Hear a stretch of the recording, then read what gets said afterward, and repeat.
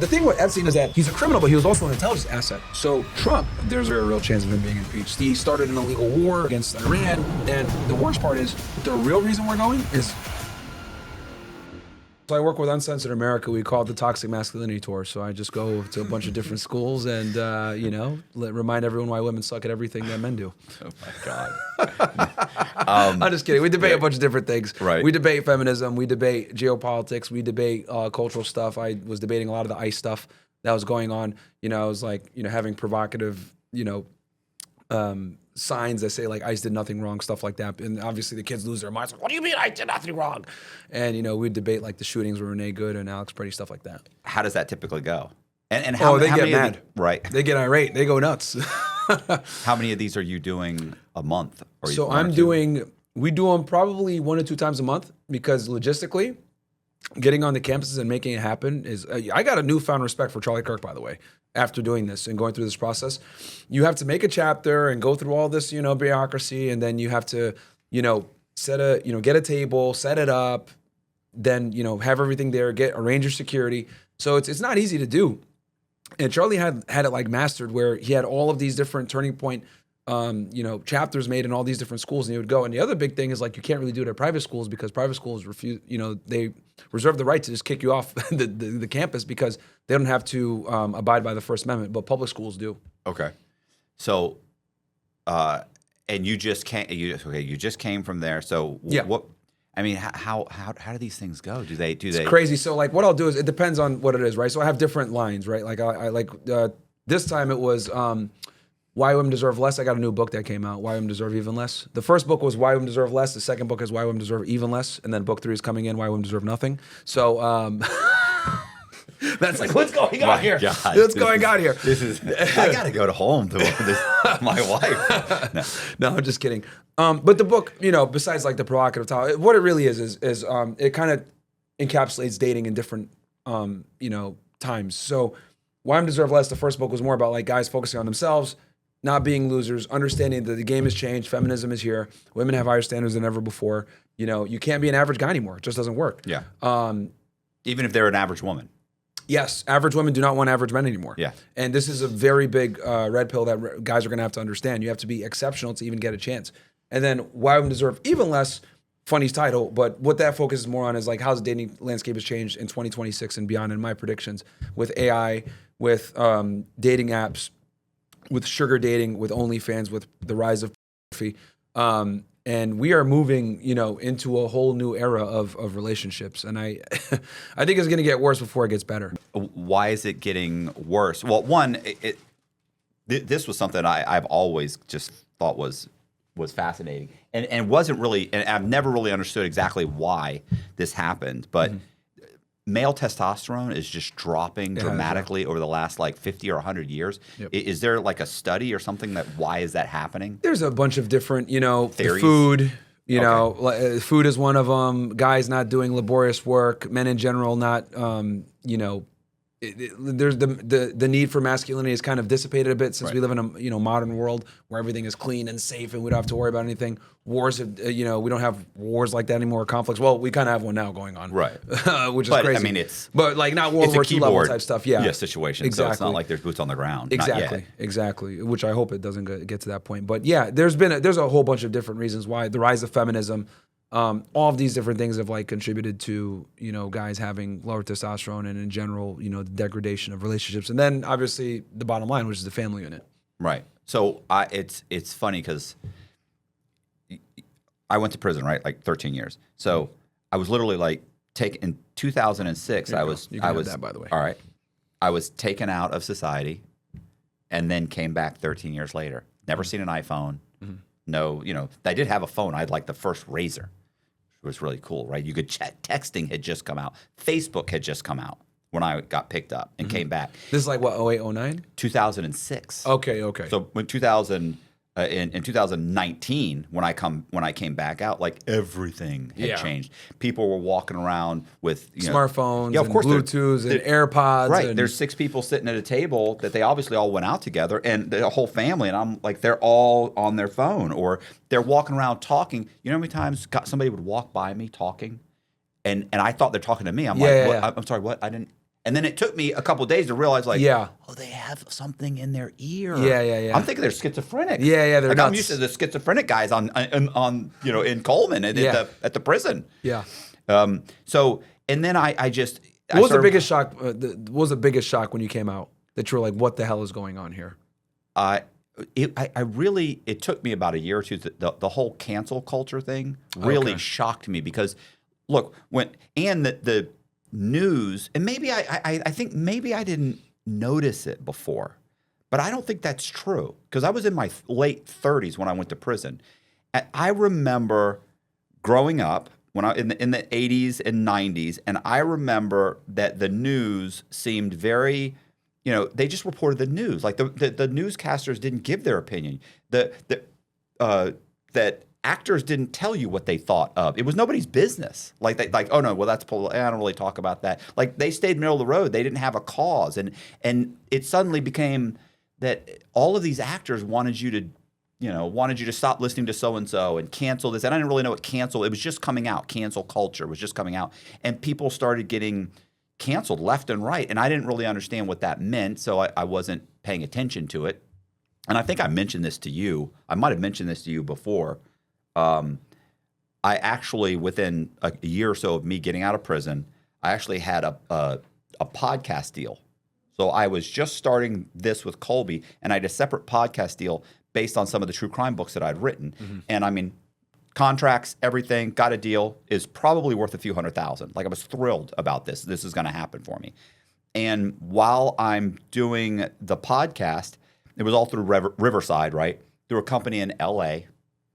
And during the course of this whole I remember this story. Yeah, had a conversation, and one of the editors, a mixed black girl, made a comment about the I forget, like she made a comment about, I was talking about just society in general. I was talking about like the economy and stuff, and she said something about how it was set up by old white people, old white men, and I went, well, I don't know that they were all that old. I think most of these guys were in their 20s and 30s. But I was like, okay. And then it just morphed in this whole thing where she said something, I said something, and I said, well, I mean, that's just people's opinions. Like, you're allowed to say what your opinion is. And and we went back and forth, and I ended up saying something about I didn't think that people should be canceled. I was like what they're doing to Andrew Tate right now. I said, it just seems like this is just his opinion. And she went nuts. Oh. It turned into,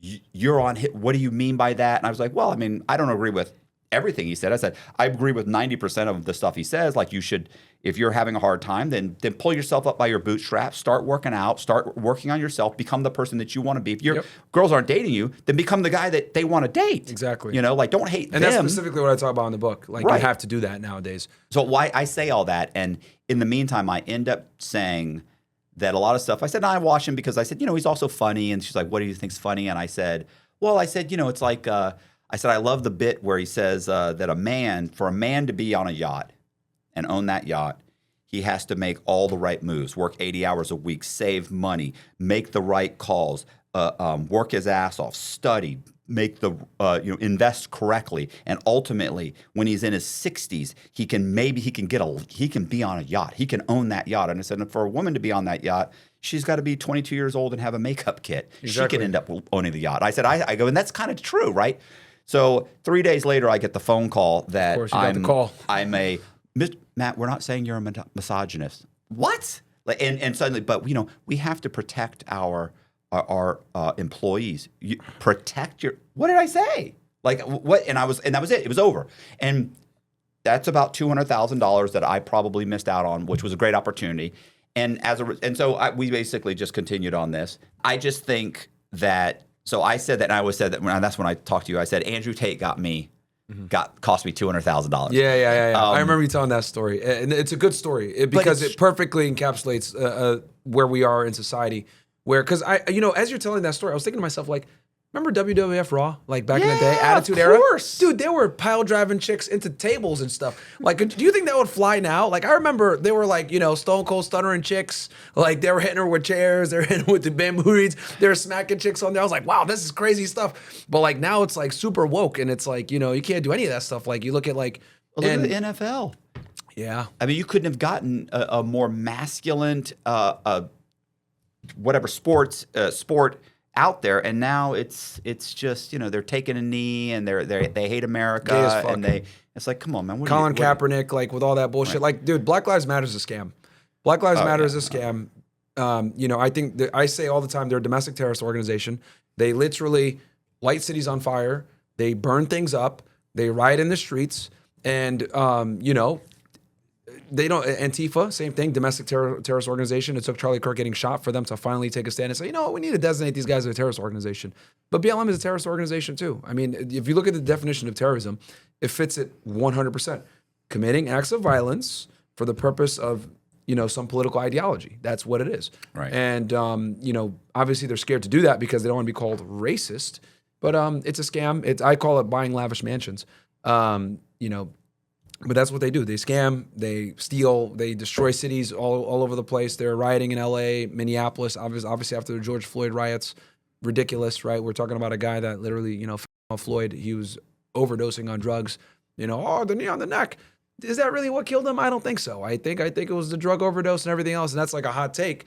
But I think Chauvin should get a pardon. I don't think he should be in jail. I think it's BS, and I think that was a politicized arrest. He didn't get a fair trial. We all know that. There was people in the jury. They are BLM members. So it's like, how are you going to give a guy like that a free trial with a politicized case like that? There was no way. They had to make an example of him, and we're starting to get into a very dangerous era where I see police officers being crucified for to kind of keep the peace. Mm-hmm. And what's going to happen is you get like the Ferguson effect. Law enforcement is not going to want to do their job. They're not going to want to do active policing. They're going to do the bare minimum. They're going to respond to 911 calls, and that's it. They're not going to actively go out and try to deter and or stop crime.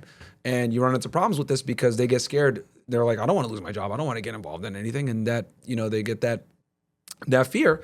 And who suffers? The public suffers when that happens, right? Because honestly, let's. And I know for you, you're like, you probably hate. You don't hate the cops. Actually, you're actually very pro. Are you kidding me? You're actually very pro police. Listen. The police. The FBI didn't put me. The FBI, Secret Service, the government didn't put me in prison. I put me in prison. I was breaking the law. I should have gone to prison. Yeah. I don't doubt that for a second. Yeah, they did, and it was fair. Yeah. Everybody I dealt with was fair. I had a couple of asshole FBI agents, but they didn't give me more time as a result of it. They just didn't like me. And what are they supposed to like me? Yeah, I'm committing fraud on a regular basis. And I always had when I was on a job, I always try to be nice. Because obviously you want to get them to confess and stuff like that too. But I always would say like, look, man, we're here to, take your freedom, not your dignity. So, like I remember if I arrested somebody and he was with his kids or some shit like that, I'd be like, look, we'll handcuff you in the back. We're not going to, we're not going to handcuff you in front of your kids. Because like stuff like that sticks. So like I remember that. But yeah, like what we're approaching here is like, we're approaching this era where like police are scared to do their jobs, and what ends up happening is like they just don't want to do their jobs, and then crime ramps up because of that. So another thing also that I want to mention, like district attorney's offices, they're under an enormous amount of pressure to indict these police officers, right? So what ends up happening is if there's ever like a use of force and it's like questionable and it gets like a little bit of media, the DA's office is like, you know what, we don't want to deal with the headache, just indict him, let him go to trial. That way, if he's found guilty, it's not our fault. It's not our fault, and that's kind of where we're going. Is like they're just indicting and they're just charging. Like the cop out of Illinois that shot the woman, I think her name was like Sonia Massey or something like that, when she had the boiling hot water. I was like, dude, she was literally about to throw the boiling hot water at him. He got found guilty. And I was like, wow, like that's crazy.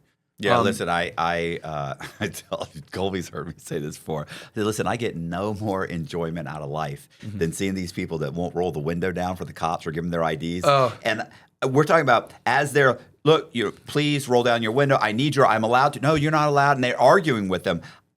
Listen, my wife would tell you, these guys have so much patience. Oh, yeah. I mean, we're talking about 30 seconds into it. I'm like, break the window, pull them out, drag them out of the car, break the window, spray this guy with mace. I can't imagine the amount of patience you have to have with some of these people that are screaming and they're calling them names and I get it. Like, it's just calling names, but it's like the so overwhelmingly disrespectful. Yeah, I'm sorry. I'm going to ask once or twice for your ID, and then I'm going to call the sergeant, which I'm sure say call the sergeant, and I'm going to pop this window, and I'm dragging this dude out of the car. Like I need two other guys, but this guy can't. You can't just not give me your ID. I pulled you over. It's a valid stop. You ran a red light. What are you doing? Yeah, and people have no respect for police. They don't. I don't think any of those videos happen in Florida, because in Florida.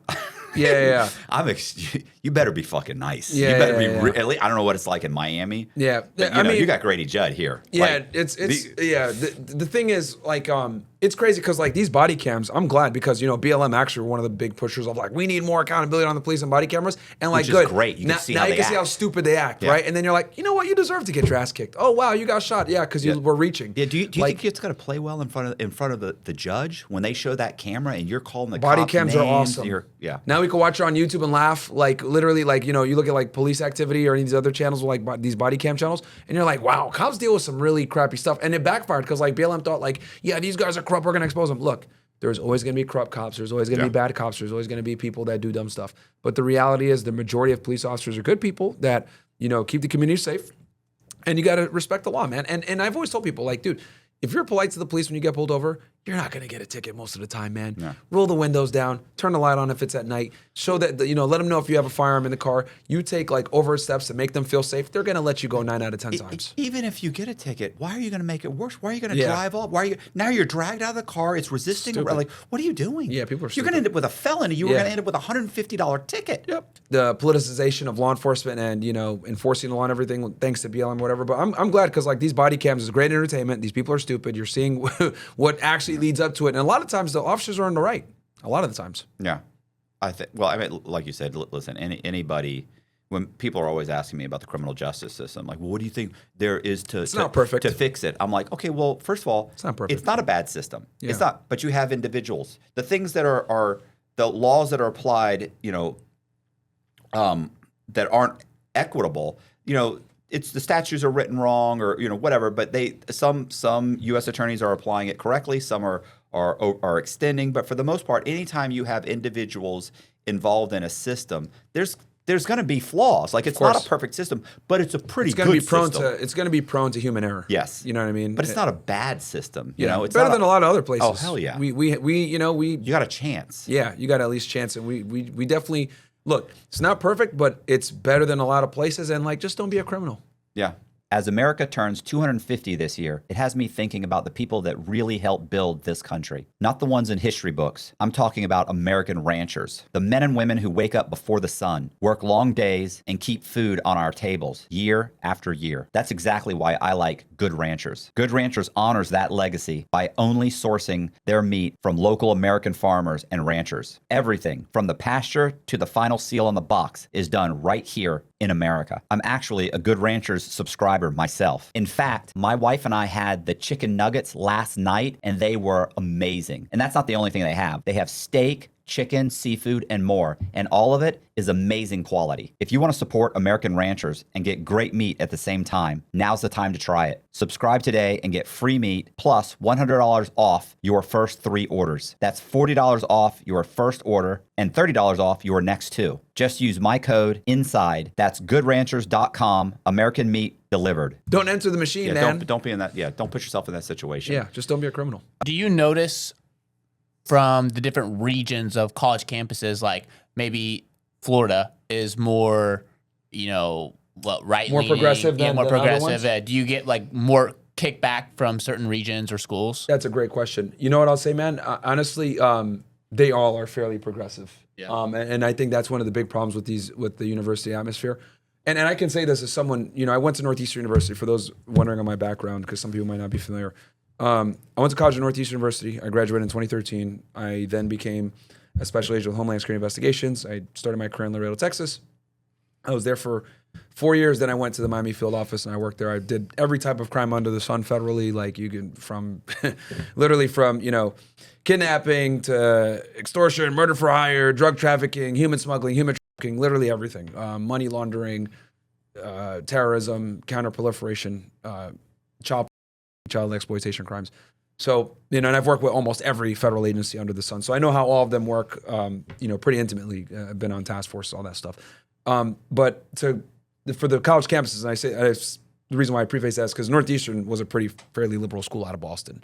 And I would say it was really starting to get bad with the wokeness then. It's like crazy now. Like academia is completely controlled by the left. It's completely controlled by women. They're like the majority of the faculty now in a lot of these universities. the left way of thinking is the correct way of thinking. I got into a debate yesterday, matter of fact, with a girl where I was saying that, look, men typically look for look for sexual access to women. That's what they're interested in. Men are success objects and women are sex objects, right? In crude terms. And, I was describing to her like, look, men value women between 18 and 24 is the most attractive, and men typically have like a physical interest in women versus women are interested in resources and status. Men are interested in, sexuality. And she couldn't even concede to that. Like they're in Looney Tunes. Like, what do you mean that's not true? And I'm like, this is the biological imperative of the genders. What are you talking about? We're put on earth to have sex. Right? And what it takes for a man to have sex versus what it takes for a woman to have sex are two different things because we're looking for different things. Men are looking for replication value, right? Is she hot? Women are looking for survival value. Can he protect me and provide for me? And she can't even concede to that. So this is what I mean when I say academia has morphed into a Looney Tune world in a lot of the ways. Right. Yeah. Well, I mean, they can't, when Charlie Kirk would always do the whole, what's a woman? Yeah. And then they just next thing you know, it's just completely they're it's like, come on, if you can't define that, then the rest of your values are shot. Yeah, your worldview is cooked. Like, because we don't even have a foundation like a stable foundation to operate from. Like, we can't even say the sky is blue. Right. So how are we going to have an actual real discussion? And I found myself, literally having to deal with that on a lot of these college campuses. So. But to answer the question, the wokeness is everywhere. It's pretty bad. At this point, we've been everywhere. We went to Ohio State. We just did the University of Florida yesterday, USC in South Carolina, University of South Carolina, Penn State. What was the other one? Michigan State. University of Michigan. Sorry, University of Michigan. That one was crazy. A lot of trainees were there. Right. Holy crap! You might have to bleep that, but a lot of T's. I'll say that. Yeah. Alphabet community were there, and they can't define what a woman is or how many genders were there. So there were a couple there that was crazy. They got mad. How has the interviews on the college campuses changed since Charlie Kirk incident? Like, has anything changed, like for the setup side from your side, or have you noticed a difference in the crowds and the people, or has it been fairly the same? Yeah. So. When I was there at the University of Florida, they had snipers on the roofs, so that was good. Shout out to University of Florida. Like I really, appreciate that, the sheriff's office and the police, doing that. But a lot of, I'll be honest, a lot of conservative creators are scared to do these, debates and stuff like that because you kind of do put yourself out there, and it can be dangerous to some degree. When I was at USC last couple weeks ago, Lexit Media put his backpack down on the floor and was reaching in it trying to be funny.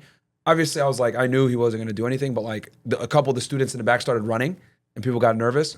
And I got my comment section, Myron, you need to take more care. And maybe my background, I'm not scared from certain things when I should be, but yeah, definitely there is an air of nervousness a little bit with it compared to because it's interesting.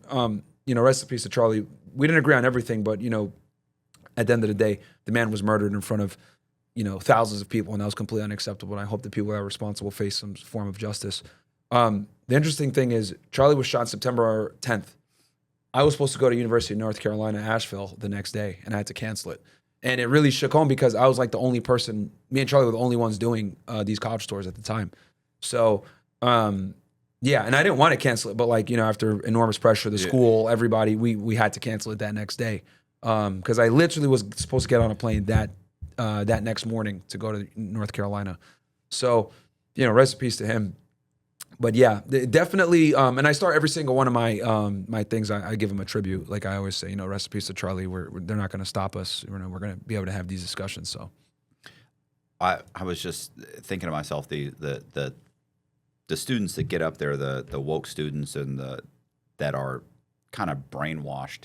That I feel like that's what college is now, man. It used to be about becoming smarter and higher IQ and being a critical thinker. Now it's about being brainwashed into liberal nonsense. Well, what kills me is that you're getting your degree in women's studies, and then you're going to get out of prison. I mean, out of prison. You're going to get out of college, and then you're surrounded by this lunacy for 4 years.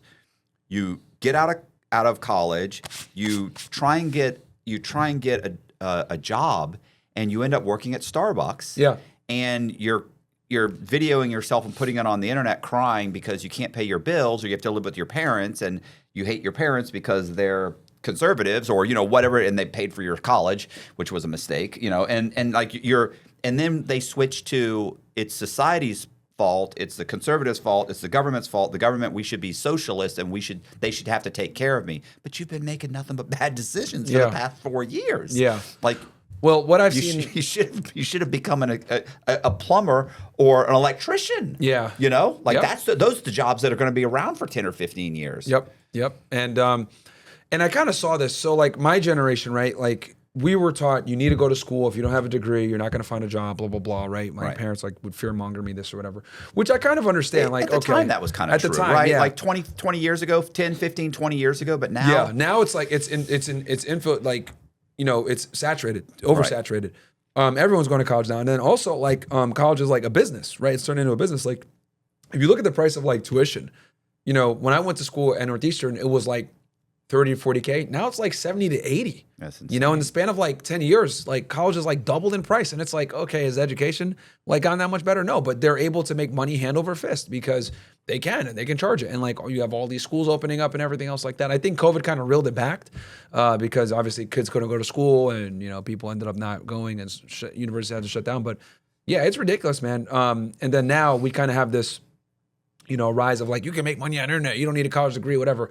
I still think one of the best gigs is, I agree with you, being blue collar jobs. Yeah. Nowadays, like, because no one wants to do them, and they still pay really high. You can make 6 figures doing it. You get in and out of school. You're out of there in like a couple years. There's some kid who's 23 years old that I watch every once. You watch one reel, they just start coming up. Yeah, they start. I've probably watched 6 or 8 of this kid's reels, and he's making 200,000 plus. He's like 22, 23, 24 years old. He's making $200,000+ as an electrician. Yeah.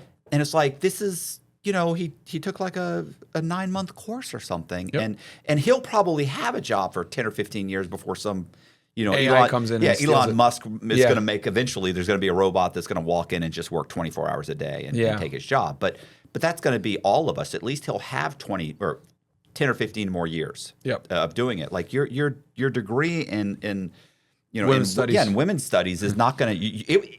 That wasn't even a degree worth anything when you signed up 5 years ago or 12 years ago.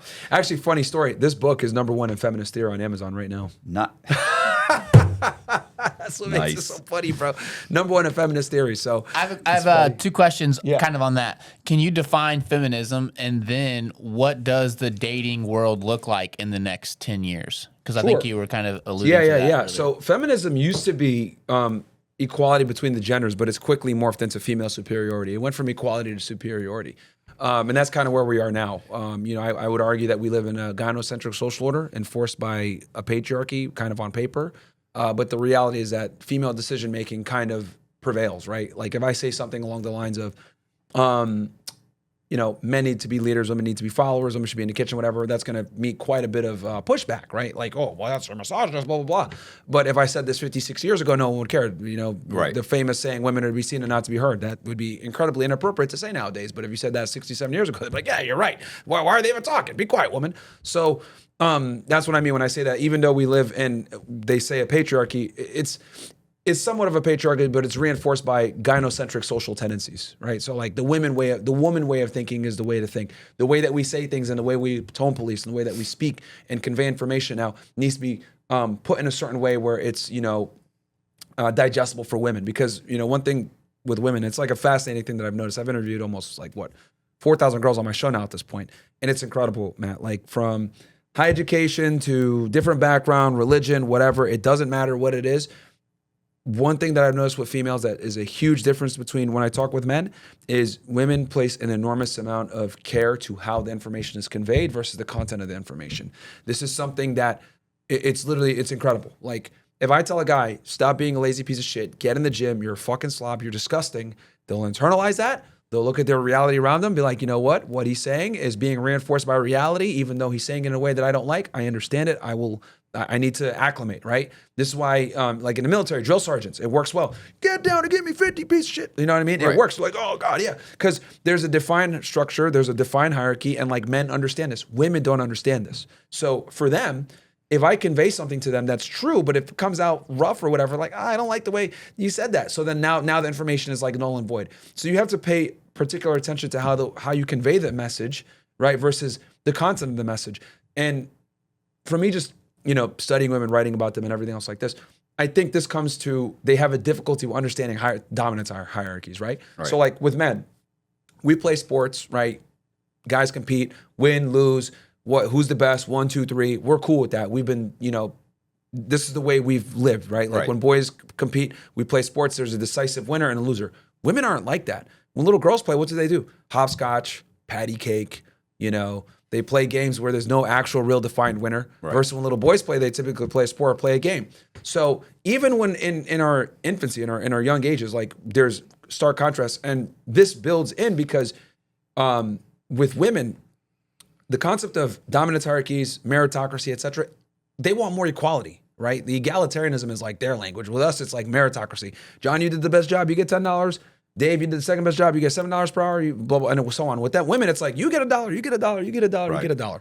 You know, that more communitarianism. So with that said, that is like some of the main differences between the genders. But now that I've defined where we are, we can talk about the future. So no, I was going to say, and I absolutely agree with you, because it's like we were talking before we got on here, like being in prison in general, but just prior to that, being in business in general, I don't have to like my clients that walk in. It's important that the women in my life want to like the people that they work with. And when I grew up, my father had always told me, there will always be someone at your job you will despise. There will always be assholes. You will never have a perfect environment. You have to work with them. You have to be professional. You have to be polite. And you have to do what you're supposed to do and demand of them what they're supposed to be. And liking them is irrelevant. Like, it's a job. You don't have to like this person. It's a job.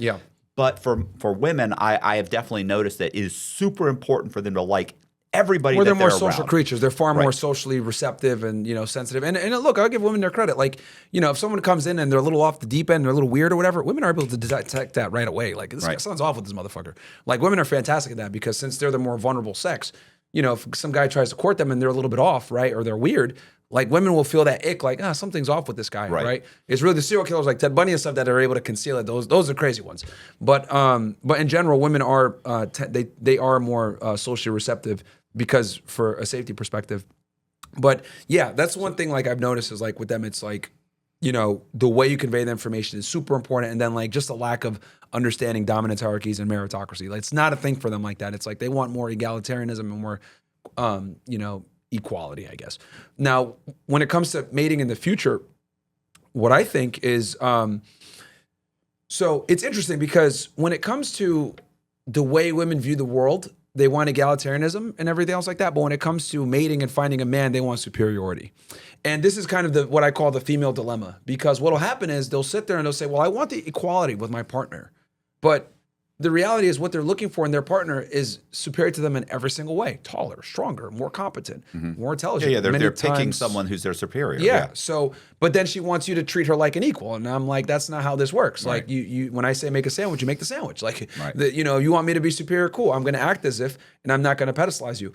And this is a fundamental problem that a lot of guys have, where they don't understand that there is supposed to be this dynamic where you need to not just be the superior, but you need to act like it too, because when you pedestalize her and make her like you're the priority and everything is based on you, she automatically is like, okay, well, I'm being pedestalized. Well, what happens? She looks down on you. When she looks down on you, loses respect and all this other stuff. So, but as far as the future of dating, I think a lot of guys are going to be single. I think a lot of guys are going to struggle. And we're already starting to see ramifications of this. We've seen the ubiquity of increase. We've seen AI, sex robots come out, right? We've seen virtual reality, right? So guys are already starting to figure out a way to deal with this reproductive problem, because women's standards have went up thanks to Instagram, social media, dating apps, etc. Most guys are invisible to most women, and they're giving up. Like, I've seen all this thing where they just don't, like, they're not even, like, they're 35-year-olds, like, they're not even looking. Like, you're not even looking. Like, this is not a bad looking guy. He needs to lose 20 pounds. He's got a decent job. He's spending all of his time playing video games. Like, you're not even trying, because they just don't want the rejection. They don't want the rejection. And then also, maybe 20, 30 years ago, he could have got a date. Right. But now he has to have abs.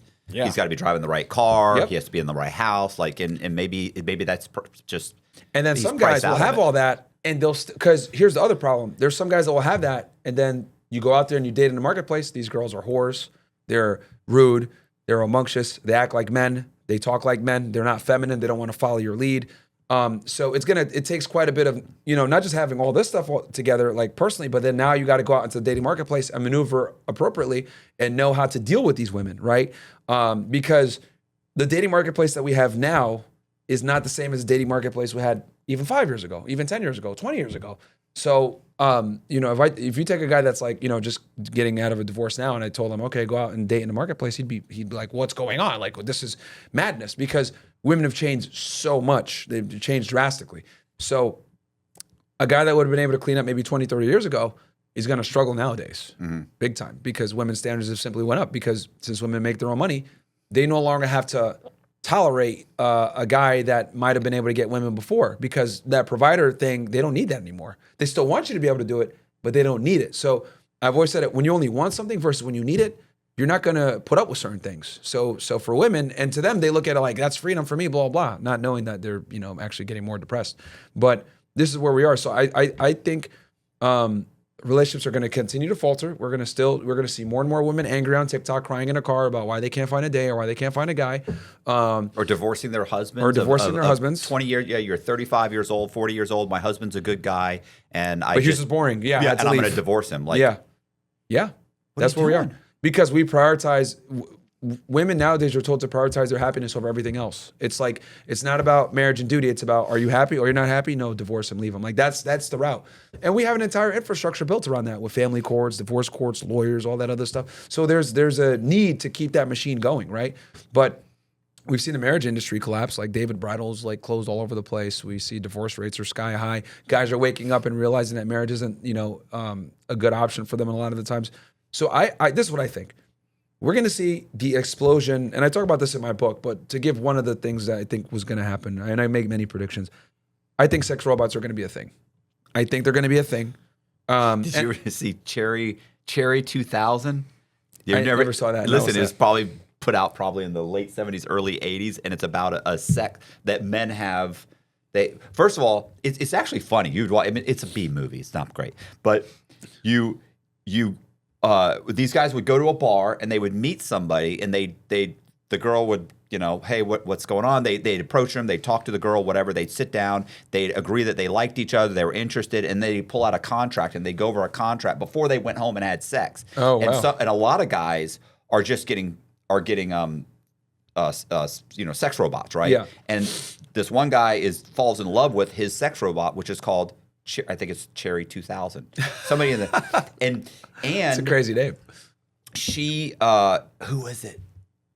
I forget what the chick that plays it. And she's a complete kind of a ditz robot. But her chip goes bad, and when he goes to get a new chip, they don't make it anymore. So he has to go out to the wasteland. It's kind of like a Mad Max. And he hires a woman out in the wasteland, Melanie Griffith. Yeah. Hires is it Cherry 2000? Yep, Cherry 2000.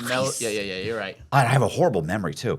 Only for movies, I'm good, right? Like I can't remember anybody's name. So what ends up happening is he goes out there. Melanie Griffith is like the road warrior, and she hunts down the chip that can turn his robot back on. Yeah. But in the meantime, he falls in love with her, and whatever's a happy ending. That's probably not going to happen. They actually get the chip. He's better off the chip with the robot, really. Yeah, it will be. But yeah, great. It's exactly, and this is done in like the 70s. Yeah, this movie's in the 70s, or what does it say? It might be 80s. Well, it's actually it's like a futuristic movie. No, but when was it made? I'm saying it was made in 1987. 87, and it takes place in the future in 2017. Oh wow! Back, way ahead in 2017. And there's that movie in 2012. It was like a dude fell in with love with a robot, and like it was an artificial intelligence, and it was like an Oscar type of movie. I never watched it, but like in 2012, 13, it's like, this is weird and far-fetched, but now, 10 years, 15 years later, it's like... how many things are like that? Listen, you watch Idiocracy, and you're like, holy shit, like, we're living this right now. Yeah. This is a documentary. Yeah. This isn't fiction. This is real. Yeah. But, there's so many things. There's so many things like that. And and my evidence for this is, like, if you look at humanity, right, mankind in general, men have always been able to solve certain problems, right? Like, okay, we need to find warmth, fire. Okay, we need to be able to drink clean water. Okay, we're going to come up with, sewage and plumbing and all this other stuff, right? Sanitation. So Now what men are realizing is like, okay, we have a reproductive problem, right? Like guys are struggling to get laid. So what are they going to do? They're going to find a way around it. And I remember vividly when I was in college, because that's when Tinder and Bumble and all these other like dating apps came out. It used to be weird to meet a girl on Tinder, right? Like to say, oh yeah, I'm going to go meet a girl. Now, like almost 50%, if not more, of new marriages are from online. Yeah, I was going to say, I thought it was 3/5. Yeah, 3 out of every 5. That's, it's completely common. But like 10, 15 years ago, it was weird to say you met a girl.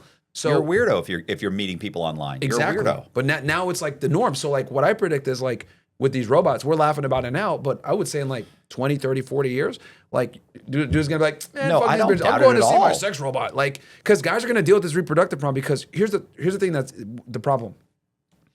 A majority of men are absolutely struggling with women.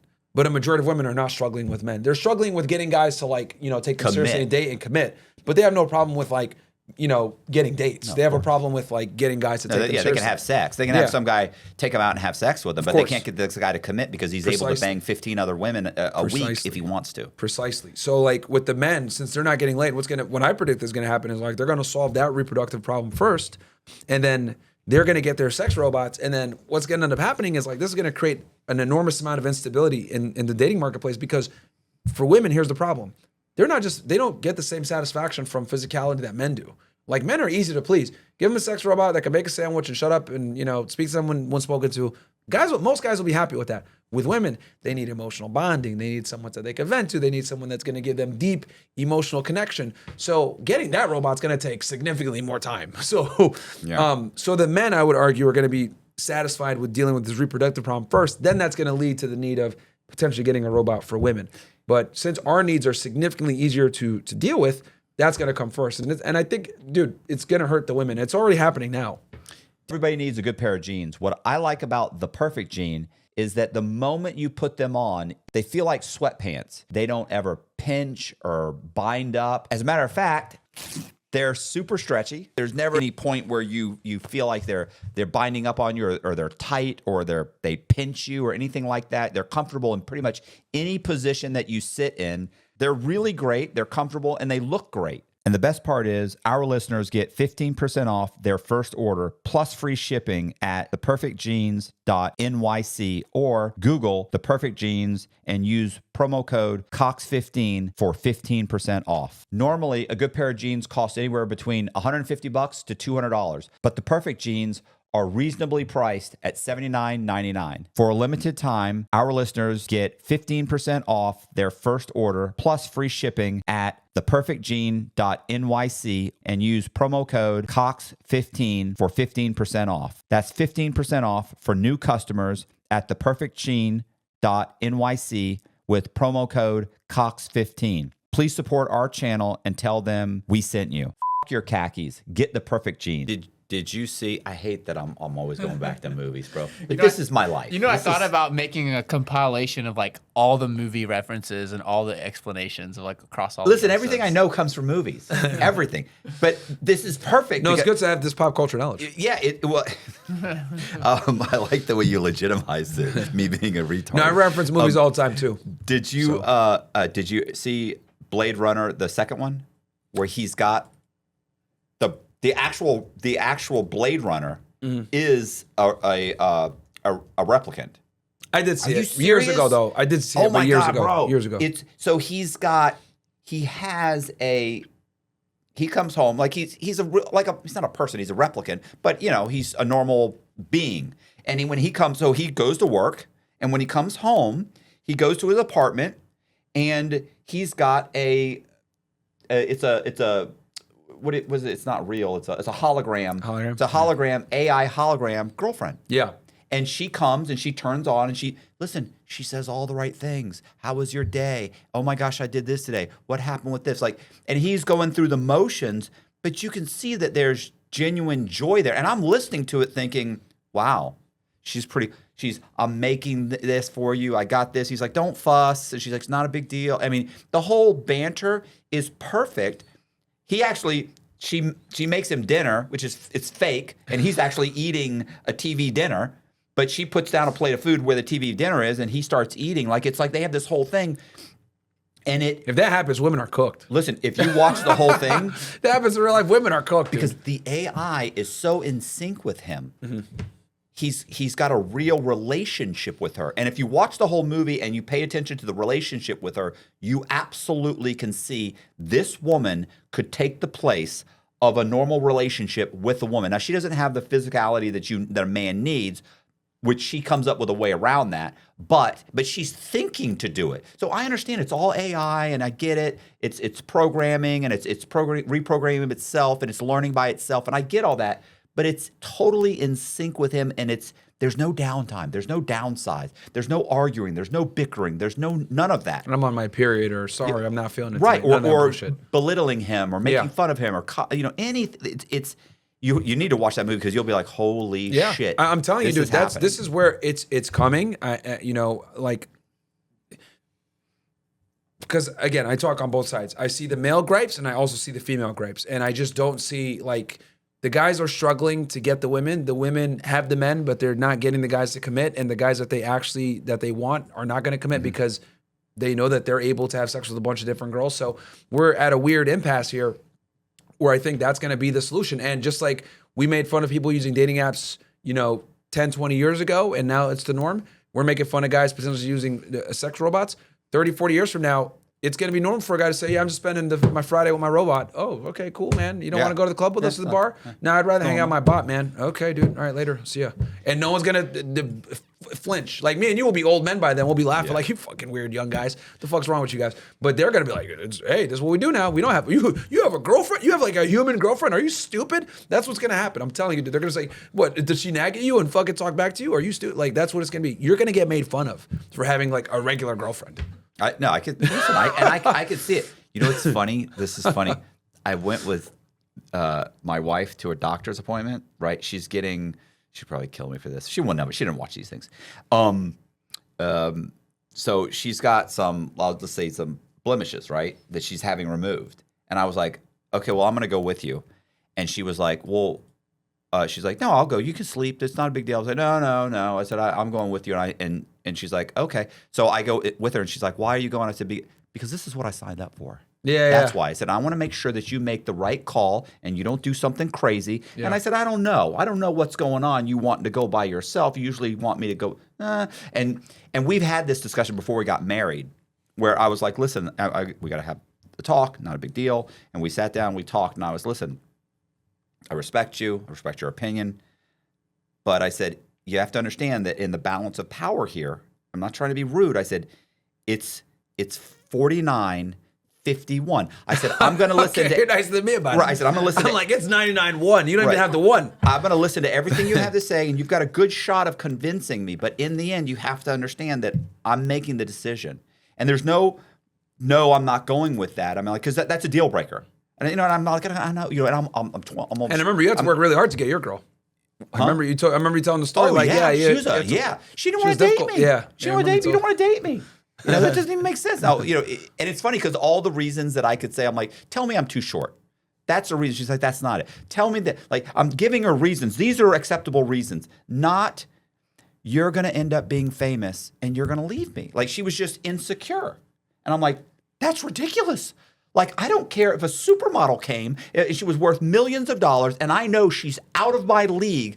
I'm going for it. Mm-hmm. I'm like, and you're saying no? Yeah. That's the dumbest thing I've ever heard. Yeah, but it was just insecurity, right? Yeah, women are not used to it. Yeah. Right. But so we end up together, and I would just explain before we got married, I was like, this is what it is. And so, yeah, I went. And so when I go to the appointment with her, every time the doctor's like, okay, and it was a female doctor, she's like, okay, well, what about this right here? We can do this, we can do that, this. We could do it today, or and she looks at me and she's like, what do you want to? Do you want to take care of this first and do a test, like a test removal, and then come back in 2 weeks after it's healed and you see how it looks? And she looks over at me and she's like, well, what do you think? And the doctor looks at her and she goes, this is your decision. Like, of course. And I'm like she's not a battered woman. And I'm like, why are you quit looking at me? I want you to be. I said, you make this. That's fine. She's like, are you okay with it? And I'm like, and the doctor's looking at me, and I'm like, stop it. She's about calling 911. She's like, I think there's some abuse going on here. That's not what's happening. She just wants me to be happy. Yeah. So, but yeah, it was funny. She looked at it. She's like, this is your decision. Yeah, of course. ignore him. Yeah, and yeah, I yeah. just thought, Of course, feminist doctor probably. yeah, I'm sure. So, but it was so funny. We walked in. I was like, what was with that doctor? What was you looking at me like that? I said, like I'm beating you or something. Yeah. And she's like, I know, it's funny, right? If it was She a got male all- doctor, he would have been like, what do you think, buddy? Yeah? Exactly. We can make this happen in a day. What should I do here? Yeah, What should I take care of? You're the one paying probably, right? Yeah, I'm going to talk to the guy that's paying. So yeah, it was funny. Yeah, but, that's funny. That's good. So we did. Okay, so we did But that. yeah, that's what I see. Yeah. So with feminism, to bring that full circle, college campuses aren't really changing too much. It's all liberal morons. Feminism is bad. And then what I see in the future is sex robots for men and a bunch of other things too. I think pornography is going to become even more immersive. And yeah, I just see relationships getting worse and worse and men finding other manners to deal with their reproductive Well, problems. so here's the problem. If you're not somebody who's like a long-term thinker, and if you just kick back and you go, okay, so what? What I don't think people realize is that, and it's funny too, because when I was in my 20s or 30s, I never would have thought along these lines, right? Yeah, like that's I'm crazy. just thinking, okay, so what? That's the way it happens, no big deal. No, wait a minute. Society, our population starts to dwindle. It's And already then happening. and then it drops. Birth rates are already low. Right. Like if you think it's happening now, what's it going to be like when guys aren't even interested in women? They're not even making an attempt. Women aren't having children. The birth rate drops down to nothing. What happens to society? There was a story that went viral. I talked about this on Twitter. The New York Times reported this. There was like there's a lot of these like single meets, right? Like speed dating and all this other stuff. Right. Or like it's an activity. They can never get men to show up. It's always like the guys like don't know about it or don't care to go. And there's always like, a bunch of women. And like at this event, there was like bowling and some activities and shit like that. The women had to pay to go. And the guys were for free. And I was like, oh man, wow. Like What, the the roles tables have are turning. changed, right? Yeah, the tables are turning. And I think this is what's going to happen, man, because men are much easier to satisfy than women. And women need that social cohesion. They need that, bonding with people and stuff like that. They need that. Men don't. They could play video games all day, whack off, and have an AI robot and be fine. So as this continues more and more, you're seeing more of these like singles events that's like packed with single women, but like no guys are showing up.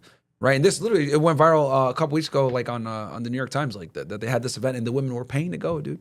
Women are going to have to accept that you are never going to be the only girl. That's what I tell girls on the show all the time. Like, if you want a guy that's attractive, that's higher status, that has his stuff together, you're never going to be the only chick, and you need to accept that. I'm not accepting that. Okay, bro. Then have a good one. Then you'll have a couple of cats. Yeah. And some wine, and you'll have your job as a not even working customer service, because that job will be with AI. it's like they don't understand the concept of like, if you want a guy that's top tier and you're as picky as you say that you are, that comes with consequences. Like you're gonna have to share the guy. You're not gonna have a higher status attractive man all to yourself that checks all your boxes, because every other girl wants that guy too. Like women will sit there and try to say that they're like unique and different and I'm special and they're actually far more pragmatic in their mate selection than we are actually. Like when they're looking at sizing up and looking for a guy, like they tend to look at the same types of dudes than they tend to admit. They almost sit there like, I care about personality more. I care about this. It's all a bunch of bullshit, Yeah, dude. no. It's like they're all chasing the same small demographic of guy. And, they'll make exceptions for the right guy. Even if a dude doesn't like meet her normal barometer of what he might look like, but he has other redeeming factors, they'll make that change. So what happens with society when birth rates drop dramatically? mass immigration, and that's terrible. Yeah. And if you look at like all the first world countries that, where feminism is prominent, they all have low birth rates. And this is what, like England, like England, the UK, Canada, United States, etc. And what ends up happening is when you have these low birth rates is you have to import more immigrants. These immigrants come in, they don't want to assimilate. They're bringing their backwards ideology, their backwards culture. Well, and then they're not having kids. Yeah, they're having tons of kids. Yeah, they're having tons of kids. So, if you want to maintain the national identity, the last thing you want to do is import a bunch of immigrants. And I say that as a guy that, I'm first generation. My parents immigrated here from Sudan in the 1980s. But I have the wherewithal to understand that we probably shouldn't have a lot of Sudanese people or people from Africa or from, the Middle East or whatever. It's like we should, if you want to maintain America the way it was founded, right, you have to maintain certain, barometers of statistics. So Demographics. Yeah, demographics. Excuse me. Yes, you want to maintain certain demographics, and that's not racist. It's about promoting, a certain image and how do I say this? But you want to preserve a certain identity, a certain national identity. And immigrants coming in will fundamentally change that identity to wherever they came from, and they won't assimilate. A lot of the times they don't want to learn their language, whatever. I'll give you a perfect example of this. When I was in Laredo, Texas, right? It's basically Mexico. Things are written in Spanish. People don't speak English. You know, something as simple as like going to the bathroom. You look in the little trash can, and it's like a bunch of toilet paper with like poo stains on it. And that's because in Mexico they don't have working plumbing. You can't flush your toilet paper down the toilet. So they, you know, just by habit of them being in Mexico all the time and then coming across the border, it's a habit that they throw it in the wastebasket. That's disgusting. Yeah. But this is what I mean, like, and that's just on a micro level. But imagine like if that happened with, you know, all across the United States or people from other countries. You know, you lose your national identity, and people might say, "Oh, that's racist," whatever. But I think America has always been and thrives as a white majority country. There's nothing wrong with saying that and admitting that. You know, people say, "Oh, well, you're racist for saying that," or whatever. I mean, this is how the country was founded and how it, you know, has been a dominant force for so long. And I have no problem with people that want to maintain that national identity. I have respect. Like, I don't go to the UAE, right, and say, "Yeah, you know what, man, let's bring a bunch of white Christians over here. Let's switch it up a little bit. Let's start building some churches. Let's make everybody speak English, blah, blah, blah." Like, no, like, you don't do that. Like, so I have no problem with people exercising a bit of nationalism. I would argue nationalism is a good thing. But like, we demonize people for having it here in America, and we wouldn't have a lot of the issues we had if we had a little bit more nationalism. Right, but if you tried the same shit in China or Japan or any of those areas, they'd be like, "That's you're out." China's fighting back, like sorry, not China. Japan's like fighting back against the immigration. Like they had low birth rates, so they started importing people, and they started running problems. Horrible birth rates, really bad. Yeah, really bad. And that, but then they got this new right wing prime minister, who's a woman, surprisingly. Yeah. So you know, they don't all suck at governing. But she came in and she limited immigration right away. She was like, "No, we're banning this." And I'm Muslim. I think they're banning. They're not opening up any mosques or not allowing it or whatever. Yeah. They're, you know, anyone that, you know, wonders about racism. I have a buddy.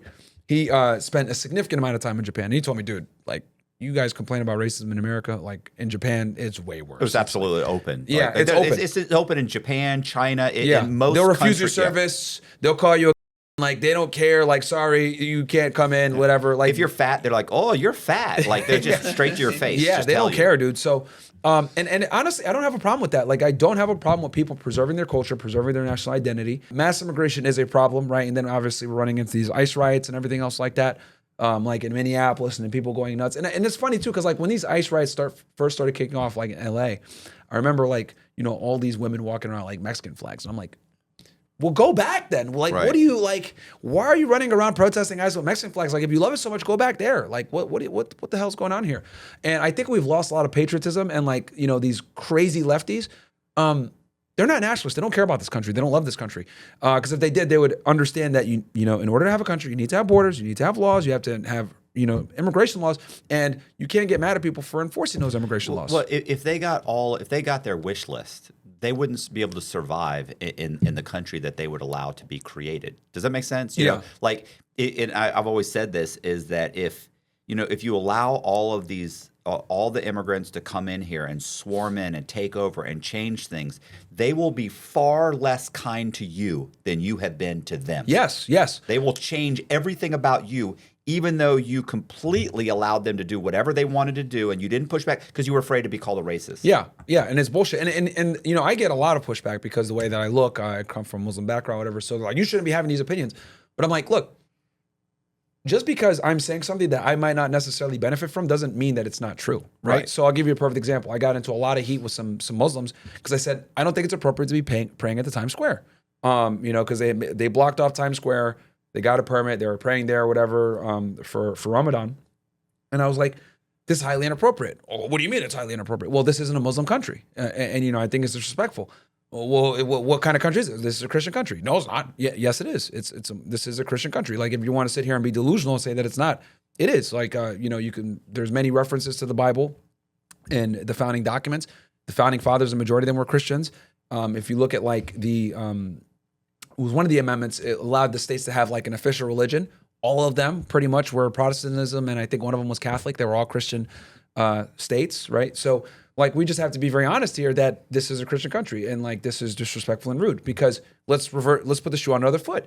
If we took a bunch of Christians and we put them, let's say, in Dubai, right? UAE, very westernized Muslim country, and had them pray in front of the Burj Khalifa, another place of great, cultural influence, tallest building in the world, right? Like it's a marvel, just like Times Square, right? It's a sign of U.S. strength and economic power. Let's go ahead and put a bunch of Christians praying in front of the Burj Khalifa. What's going to happen? They're going to get arrested. They're going to get put in jail. They're going to be admonished. So, like, I have no issue with Christians kind of pushing back. Like, well, we don't want you guys praying in our culturally relevant centers, especially when you guys have mosques. Right. Like, go pray in the mosques. You have your home. You have areas you can go to. Like you're doing it to throw it in everybody's face and try and acclimate them to the environment, to assert dominance. And they get mad at me when I say that. And it's like, and my brother, he's a devout Muslim, and we had a very deep discussion on this. Like, you don't really get like any like blessing or benefit for doing it. It's considered you're disrupting others. It's loud. You're showing off, and it's just rude, and it's not nice to the host nation. So, when I said that, obviously they got pissed off at me for saying that. Right. Like, look, if you're gonna pray in a park or something, that's different. But like praying at a culturally relevant area in the United States,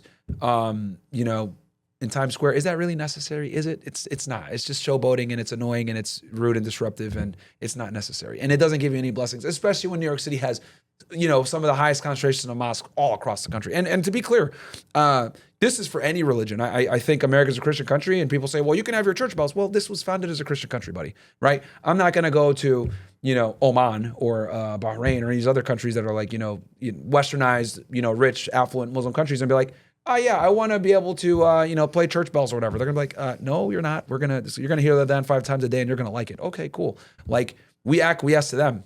So I think there's nothing wrong with having that same framework here in the United States. And people try to sit here and say it's not a Christian country. The United States is a Christian country. If you're not gonna say that, you're delusional. Even like Muslim scholars admit that this is a Christian country, right? Because one of the me and my brother had a discussion on this because they say all the time, can Muslims eat meat in America? If it's, because we're supposed to eat halal, right? Halal or kosher also. And they said yes. And the reason why is because Christians are considered people of the book, and you can eat the meat that they make because, they're people of the book. So, and what does that mean? That means that this is a Christian country. Right. So, anyone that denies that is just, fundamentally disingenuous. Do you think that someone who comes here, who immigrates, legally immigrates, they get here, they become a citizen, should they be able to run for office? No. See, I agree. I don't think so either, because I see that as being a way to foreign influence in the government. I see it being a way to manipulate. Because if you were, well, this is a problem we have with Israel. Okay, this is one of the problems. People are able to, have dual allegiance. They have another passport, and they have positions of power or clearance in America. It's absolutely nuts that we, people can have dual citizenship and have some type. I don't even think you should be able to serve in the government at all if you have another citizenship at all. But certain countries get the pass, like Israel's one of them. But yeah, I agree with you. Like, if you were born in another country and you come here, and you immigrate and you try to run for office, I don't think it's appropriate. No, you got to be born here. What about term limits, just in general, for regular? I understand the need for term limits to avoid, obviously, tyrants and dictators coming in. I don't know. That's a good question. So I think part of the problem is I think these people that have been in Congress for fucking 30 years. Yeah. I thought you were talking about strictly presidency. No. Okay. Presidency, I see. I don't know that 8 years. I think it should probably be 12. And it has nothing to do with Trump. In general, I think 12 years. And in Congress, and Congress is a problem. I think Congress should be limited also to probably, let's say, 12 or 16 years, maybe 20. Because here's the problem is that it takes some time to understand the system and to have the experience to understand that when you make this decision, the ramifications don't happen right away. So you think initially, oh, we made the right decision because two years later, everything's great. Wait a minute. 12 years later, it comes back to haunt you. Yep. And so I think that you need a certain amount of experience, but I also see these people that have been there for 20, 30 years. Which these conflicts are going to come back. Like, for example, these conflicts that we have, they're going to come back to haunt us later. Right. You know what I mean? But no, I agree with you that like you won't see the cascade sometimes until many years later. So, but no, when it comes to Congress, I was thinking strictly like as a president. Right. Is when you asked me that question. Another question is back to that video we did with Rudger. which listen, you should watch this guy's channel, bro. Okay. I mean, not all of his videos, but the ones where No, I'll check it out. he talks about the Civil War. Yeah. It's funny too because like I loved his civil. Like I was born in the South, right? So I've raised in the South. And it's funny because cracker's like a bad word, right? Yeah. But when I grew up, my mom used to call me. I was a little Florida cracker. Like But isn't it interesting how that is not demonized whatsoever? Someone can openly call you Right. that, and like it won't matter. But if you went ahead and you responded, called them the N-word or something like that, you'd be yeah, crucified. of course. Like But it's it- totally it- okay to be racist towards white people. But when I which is grew interesting. up, I mean, obviously that's a whole thing. That's a whole other conversation, But yeah. being called a cracker when I grew up, we were all Florida crackers. Like that wasn't a big deal. It wasn't until blacks took it and turned it into. Yeah. To me, when Made you, a pejorative. right when you looked it up, it was the farmers bringing in the crops or to the market, and you could hear them cracking the whips. And they would say in the markets, they'd say, "Here come the Florida crackers." That's where cracker came from. Oh. Then it Was it like whipping the animals? It was just the animals. Oh, They're to just bring the horses in. right. Okay. Then it turned into no, it's them whipping the whip on the black man's back. It's like, come on, man, stop it. Like that's not what I never. Okay, that's interesting. I didn't know that. I So think that's where it came from. I think it still says that if you look it up, that's Okay. where the word came from. So, but I was always a every day. Florida. I was just a Florida cracker, and it wasn't until I got to prison that I started realizing that these guys are using this as, it's a derogatory term to them. Yeah. So, but With zero consequence too. It's right. nuts. Oh yeah. It's But absolutely nuts. if you watch Rutgers stuff on the Civil War, like he first talks about what if there was a Civil War, and he breaks apart the states and who would win the Civil War and why and Let me guess, Texas. well, I mean, he breaks it apart into multiple states and talks about how that. But yeah, ultimately, it's like the conservative states he believes would win. Oh, and really, we would destroy everybody. really, We what have he- guns. right? Well, really, what he also says is he talks about is, the real deciding factor is who does the military side with, right? Like. But when we were talking, I was like, well, wait a minute. What if you broke it up into the states, each state having their own. Come on, what we have the National Guard. National Guard? Okay, that's I was like gonna the say. South Carolina National Guard, Florida Yeah. National Guard. What if each National Guard went? He was like, wow, that's I hadn't thought about it like that. But when you break it all apart too, it still ends up being the conservative states end up winning. And he talks about he has another video where he talks about what if the Confederacy had won the Civil War? Okay. And he does a whole thing, and it's really interesting because there was such a boom during the Civil War and after the Civil War of industrialization. Yeah. And what he explains is had there been a tie, which was the best case for the Confederacy, had there been a tie, the Confederacy, the Southern states would have continued with slavery, and they would have never developed. And he explains that he even has a breakdown of what the time period would be to where the North would continue to advance, and eventually they would have so much overwhelming money that they would eventually be able to invade and take over the I'm gonna watch that video. It's a great video. And listen, the guy's mind, some of these guys, their Yeah. minds are just, they're so analytical. It's just amazing. But what I'm wondering is, because we basically were saying, look, based on the current events, what do you think there could be a civil war? And he was saying within a year to 5 years, yes. And he talked about Trump possibly winning, and he hadn't won at this point. He was just going to run. We were 6 months away from him running, probably, right? Trump at that time, because this was way before the election. This is 24, probably. Oh no, 23. Yeah, this was before the election. Probably 6 months beforehand.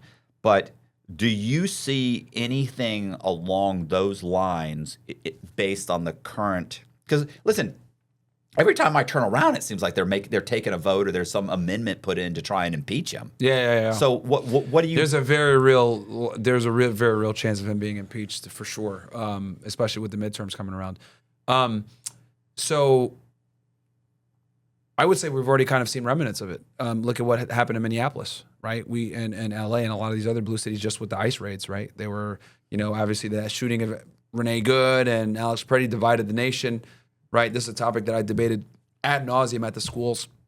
For those that are wondering, I'm I'm not here to make a moral judgment of whether it was good or bad, but what I will say is that the ICE agents or ICE officers in this case acted legally, because people need to understand that when it comes to use of force situations and shootings, it's always based on what were the facts and circumstances at the point the use of force was triggered, not necessarily 20/20 hindsight and all the facts after the matter, right? And the example I always give to explain this to people, because like people have a very difficult time digesting this, because like they're looking at it from like a Monday morning quarterback perspective, like, oh, she was just driving away. Oh, what do you mean? Or he didn't even have his gun on him. It was whatever. Like that doesn't matter. None of that matters. What matters is what did the officers know at the time that they pulled the trigger. That's the only thing that matters, and that's what they're going to be judged on, especially with rapidly evolving facts. So like what I'll tell someone is like, okay, let's say someone breaks into your house, right?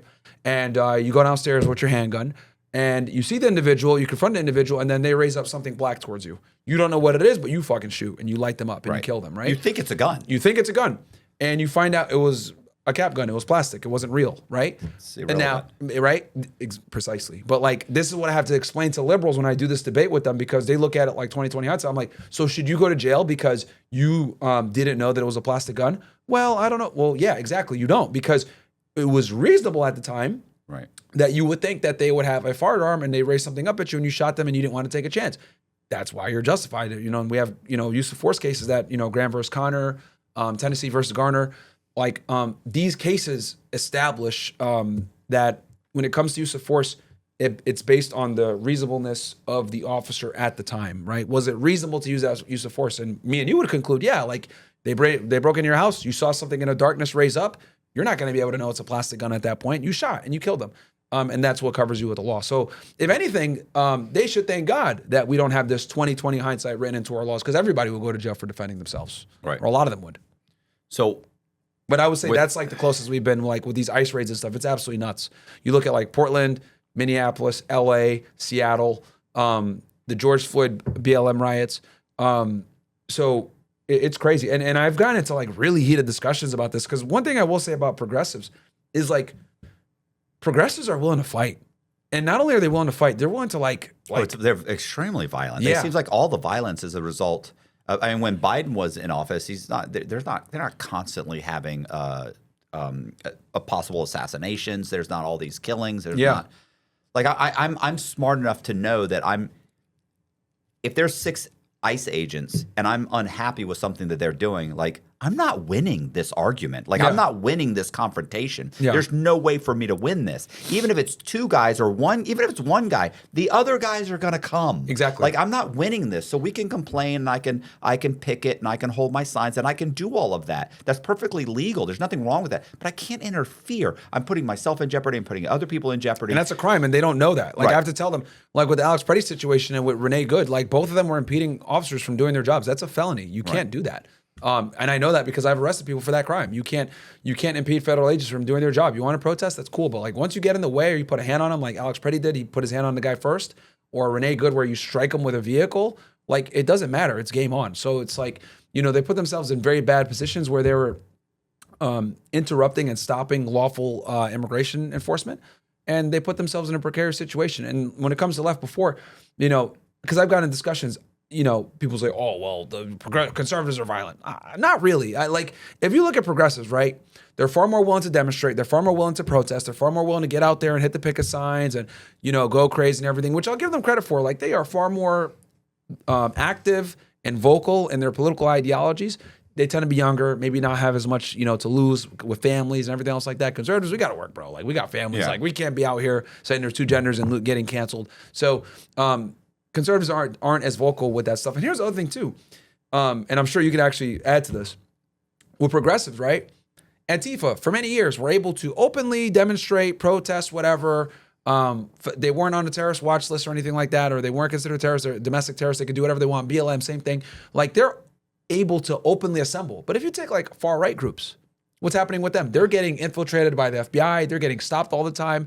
They can't openly even do anything, right? Like with political movements. So in the right wing, even the ones that want to get out there and be active and protest and stuff like that, they're constantly being infiltrated by law enforcement and targeted heavily, versus the left doesn't have that same hindrance. So they're able to go out there and demonstrate and do what they do. So another reason too why liberals are more violent because they can be. Like, look at January 6th. A perfect example. Look at January 6th.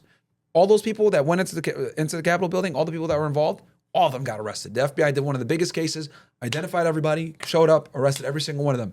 You look at the BLM riots, George Floyd burned the city down. Did all those guys get arrested? No. You look at the ICE riots, did all of them get arrested? No. Right? So it just goes to show the difference. If conservatives come out and act crazy, you're all going to jail. If liberals do, nothing happens, or you have a good chance of not being arrested. But you see the pendulum swinging since Trump's been in office, right? Like, sure. So let's assume that the pendulum is shifting, right? And they're able to impeach Trump. What do you think happens? Like, what do you think happens? They're going to try to put him in jail. Okay. That's what I think. They're gonna say everything. They're gonna say he illegally invaded Venezuela, a sovereign state. He kidnapped a sitting world leader. He started an illegal war against Iran. They're gonna say the same thing Obama did. Like, what about grabbing yeah. Osama bin Laden, taking him, shooting him, taking him, dumping his body in the they're ocean? gonna Like, what's say the all difference that. between Yeah, any of they're this? gonna. Yeah, but that's what I predict. They're gonna try to impeach the tariffs. They're gonna go after him for everything because they couldn't get him the first time, right? Right. He was indicted. I mean, he was facing so many different cases. He was facing 2 federal cases. I remember he had one out of Southern District of Florida for the documents case, espionage, 793. Right. Then they had him in D.C. for insurrection. That was, and then they had him out of New York for the state case for the document fraud case, which he actually got convicted of that one. Yeah, and then they had him for a RICO out of Georgia with Fannie Willis for also for the trying to steal the election or some shit like that or overturn the election. So, but all those cases got dismissed. But I think we have a very real chance of losing the midterms for sure. And I think this war set it over the edge because a big part of his base is not happy with this war. Well, I mean, war. We're dropping some bombs. There's no boots on the ground. I think we're getting to that closely, slowly, but I hope not. But we are definitely going in that direction. Like no conflict has ever been won by just air power alone, right? Ever, right. No, So, and I know some smart ass in the comments is going to say World War II. Yeah, buddy, but that's because Stalin, right, and the Soviets were literally progressing towards Japan, and they knew that if Stalin got to them first, they weren't going to be able to surrender and live. They were going to just take over and kill them all. So that's why they surrendered. So that was a land invasion coupled with, obviously, the nuclear bombs. So, but air power alone. Japan was defeated by that point. They were, but they didn't want to surrender. That's people don't know this. Like they didn't want to surrender. The only reason they surrendered, not even because of nuclear bombs on us, they only surrendered because the Soviets were closing them on the west. Right. It's funny too because the military didn't want to either, right? Like the emperor went on the radio for the first time. They heard his voice where he actually surrendered, and they actually tried to stop him, right? They tried to stop the tape from getting out or something along those lines. Yeah. Right? Actually, the whole thing. But but it wasn't air power that made them surrender. It was actually the land, the ground invasion that the Soviets were pushing because they were pushing back the Japanese forces and they were killing them all and not taking any prisoners. So the Soviets would have been bad under Stalin. Yeah. So that's kind of what it is. So air power alone will never get you a victory. And I don't know if you want to go into the war now, but it's not good, man. We got a lot of problems with this conflict in Iran. A lot of problems. Well, you don't think that there could be the civil unrest that they could take over, or you think that you think there's too much of a stranglehold on the government? So I can go into Does that make detail sense? on all of this. Yeah, sure. So okay, so for me to kind of address that, because you're asking about the uprising, right. Is that possible? No, and I'll explain why. Okay. So the reason why it's not is because in America and in the West in general, we have a very skewed perception of what Iranians are like. You look at someone maybe a Patrick Bet-David or these, the Shah or these other really influential Iranians that are very westernized that live in America.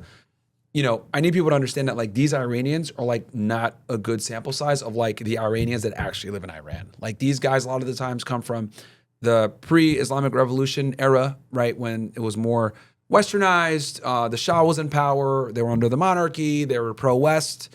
The oil wasn't nationalized. It was, being privatized by U.S. companies, et cetera, working with Israel. And these Iranians typically were exiled or fled or whatever after the Islamic republic came into power in 1979. And the Iranians that are there now, right, have a deep dislike of not just the United States, but also of Israel, right? They're not Zionists at all, and they definitely don't like the United States either. And they really don't like Israel because Israel has been their main enemy that's been trying to destroy them ever since 1979.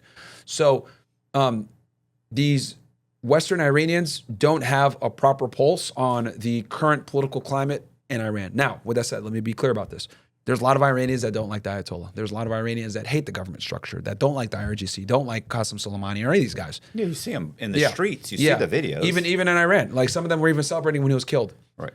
But who do they like less than the Ayatollah? Israel and the United States.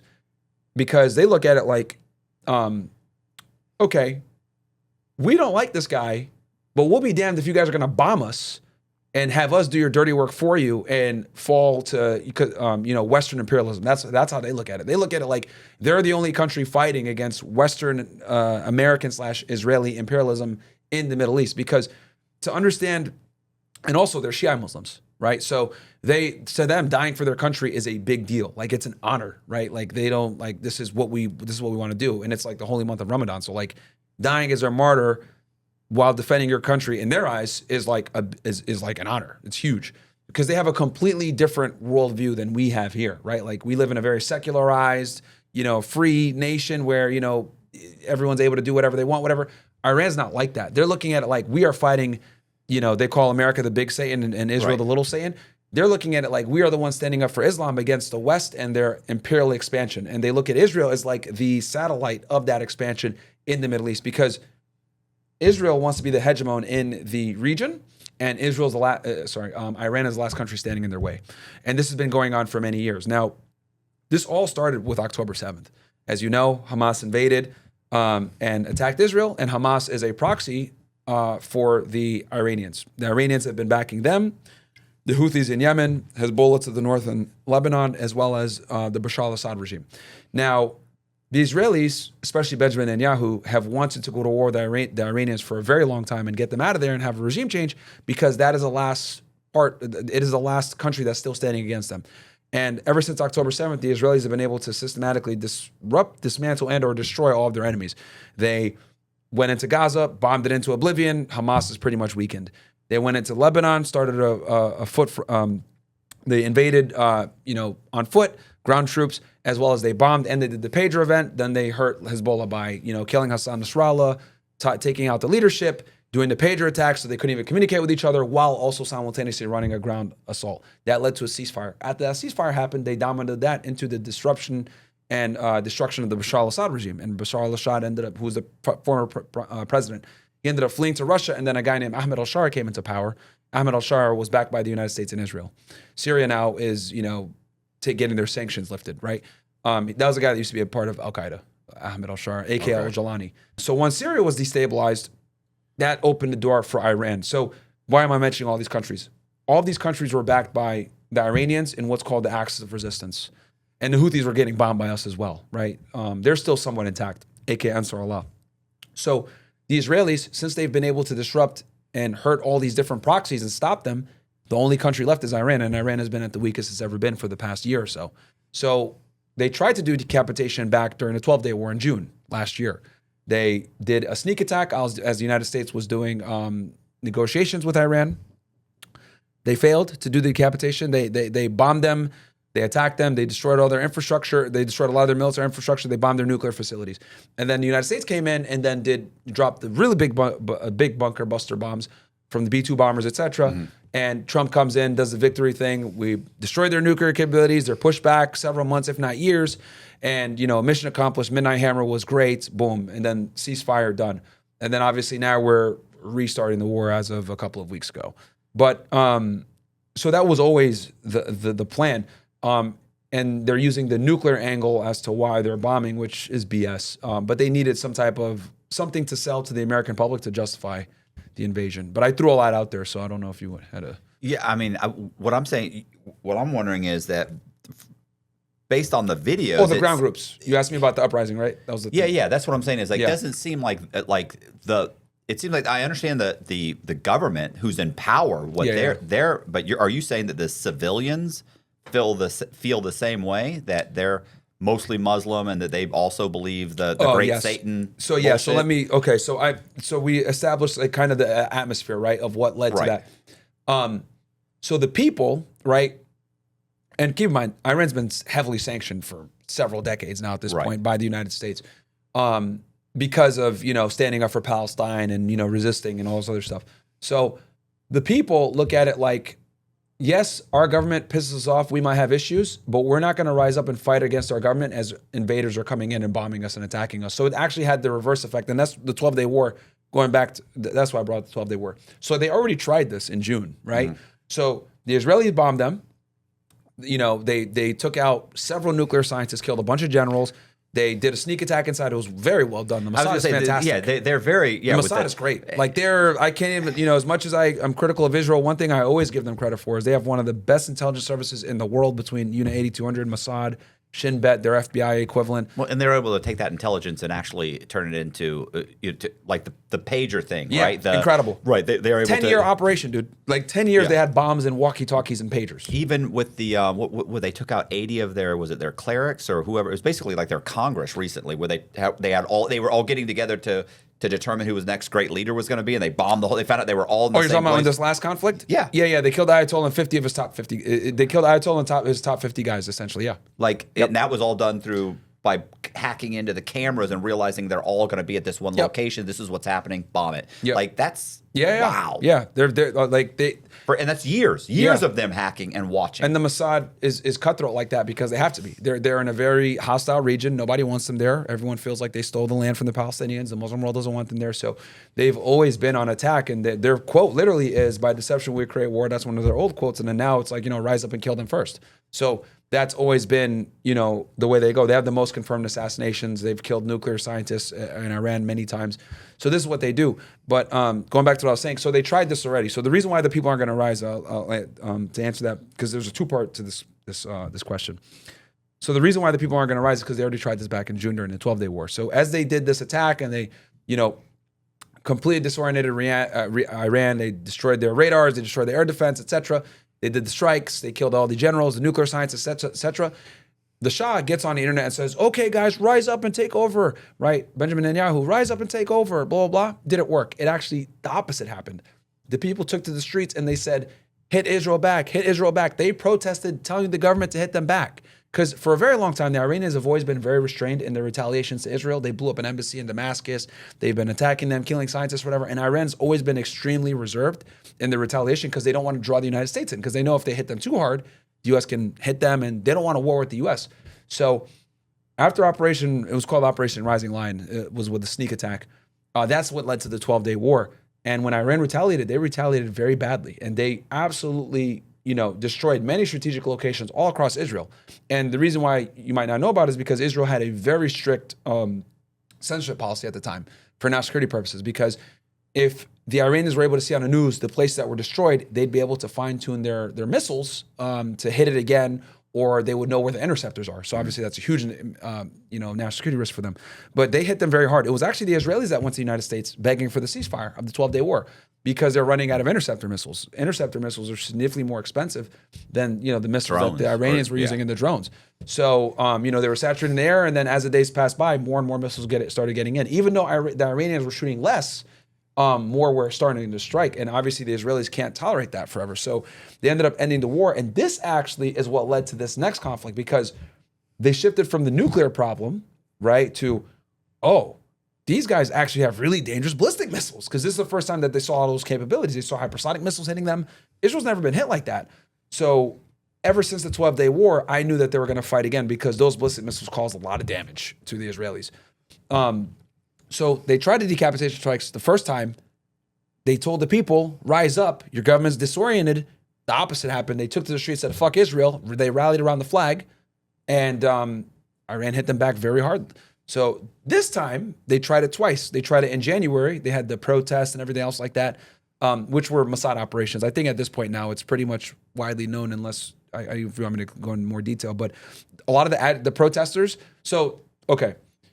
the Secretary of the Treasury, Besant, he goes ahead, I might have pronounced the name wrong, but he goes ahead and he messes with their currency. They crash the currency. This makes shopkeepers say, what the hell, inflation, going nuts, they protest. As these legitimate protests were going on, agitators, Mossad agitators or CIA or some other foreign intelligence service agitators got involved in these protests and started like shooting and killing police officers, right, and military officials. And this led to, widespread pandemonium. They were lighting mosques on fire, etc. And if you look at Israeli media, they admitted that there were intelligence assets on the ground agitating these protests. Mike Pompeo, the former Secretary of State, was on Twitter, said Mossad walks amongst you. So like they put it out there in the public, right? That's what what was going on with these protests. And then they said, oh yeah, they killed 30,000 people. There's no way that it's not 30,000, right? The Iranian government said 3,176, if I'm not mistaken. The U.S. government said around 30,000 or whatever. It's probably somewhere in the middle. Obviously, a lot of people did die, but a lot of those people were like, operatives that were getting paid. I don't believe any government, they're always going to lie, right? Either overestimate or underestimate. And after that happened, the Iranians were able to stop those protests. And they stopped it twice, because what happened was when the protesters got arrested the first time, some didn't get arrested, and they ended up trying to smuggle a bunch of Starlink satellites in, right? So they can get on the internet, because the Iranians shut the internet off because they knew, they're like, okay, this is a coordinated attack. Let's shut the internet off. They shut the internet off, and the protests dissipated, significantly reduced. So they smuggled in a bunch of Starlink. This came from the White House. Like the government admitted already that they were involved in trying to smuggle these Starlinks into the U.S. Into Iran. So they got the Starlinks in. A couple of the operatives got the things to try to communicate, and then that's when the Chinese came in and they shut down the Starlink. And the Chinese intelligence services had to help them with jamming the Starlinks, and then they shut it down. And then that's when the protests pretty much like died off. They captured a bunch of them. Hundreds of them got arrested, and I think they got like a date to be hanged or whatever. And then that's when Trump said, oh, if you hang any of them, we're going to start a war or whatever. And that's when I knew, okay, the U.S. is looking for an angle to come in and invade and start a war. That's why I was saying like, oh yeah, if you do anything to these protesters, we're going to come in. Trump doesn't care about the Iranians. Like, dude, you've had crippling sanctions on them forever. They're part of the JCPOA. You could have had an eye on their nuclear program. You pulled out of that because of the Zionist lobby. So that's when I knew like they're not going to rise up. They tried with the protests. It failed. They tried with the 12-day war, it failed, and then now they tried it again. They thought, okay, let's bomb this base, kill the Ayatollah and the top 50 guys, then let's go ahead and say, okay, guys, rise up. They thought the war was going to last 4 days. By Monday, they're striking a deal. It's going to be good. Didn't work. People didn't rise up. If anything, they said, now we're going to fight back. We're going to go hard. We're in war. So it made the people once again rally around the flag. They don't have to like the regime, but they look at it like, well, we're not going to, be attacked by the United States and Israel. And turn on our government, we're still Iranian, right? That's how they looked at it. And like, if you look at like, because I watch all media, I watch Israeli media, I watch American media, and I watch Iranian media and Middle Eastern media. A majority of the people are pro-government right now when it comes to this war. Of course, you got people that are like, fuck Khomeini, whatever. But even those people like say, fuck Israel more. So, in the United States. So they're not going to do an uprising. So since that didn't work, now the war's going longer. So Trump said, okay, it's going to be 4 weeks. Now, then it went to 8 weeks. Then it went to 100 days. Now we're looking at September. So now we're looking at 7 months. So what was supposed to be a 4-day operation is going to probably run into September. Does Israel have the manpower to go into Iran? No. No. Neither do we. To put things in perspective, Operation Iraqi Freedom, we had roughly 300,000. We went in there and we bombed the hell out of them before. Mm-hmm. Number one, Iran's a way bigger country. Military is way more competent. They have hundreds of thousands of guys in their military. And then the worst part, the nightmarish part, is invading Iran is not going to work. Saddam Hussein tried in the 80s with U.S. backing and help, and he failed. And the reason why is because the terrain is unforgiving. We're talking about mountains, right? Like in mountains that are worse than Afghanistan. So we have some case studies on this. When U.S. Special Forces were fighting in the mountains of Afghanistan against the Taliban or whatever, we suffered quite a bit of casualties. It was very difficult because they're hiding in the mountains, right? Yeah. We got some farmers that don't know anything fighting against, elite military, and they're like killing them and being able to actually resist.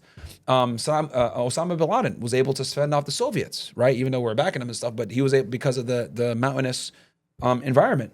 Iran's that even worse, like same exact terrain, but even worse. So imagine the difficulties of Afghanistan with the mountainous terrain, and then you're actually fighting a real military that actually has real capabilities, right? It's a nightmare. We would suffer an enormous amount of casualties.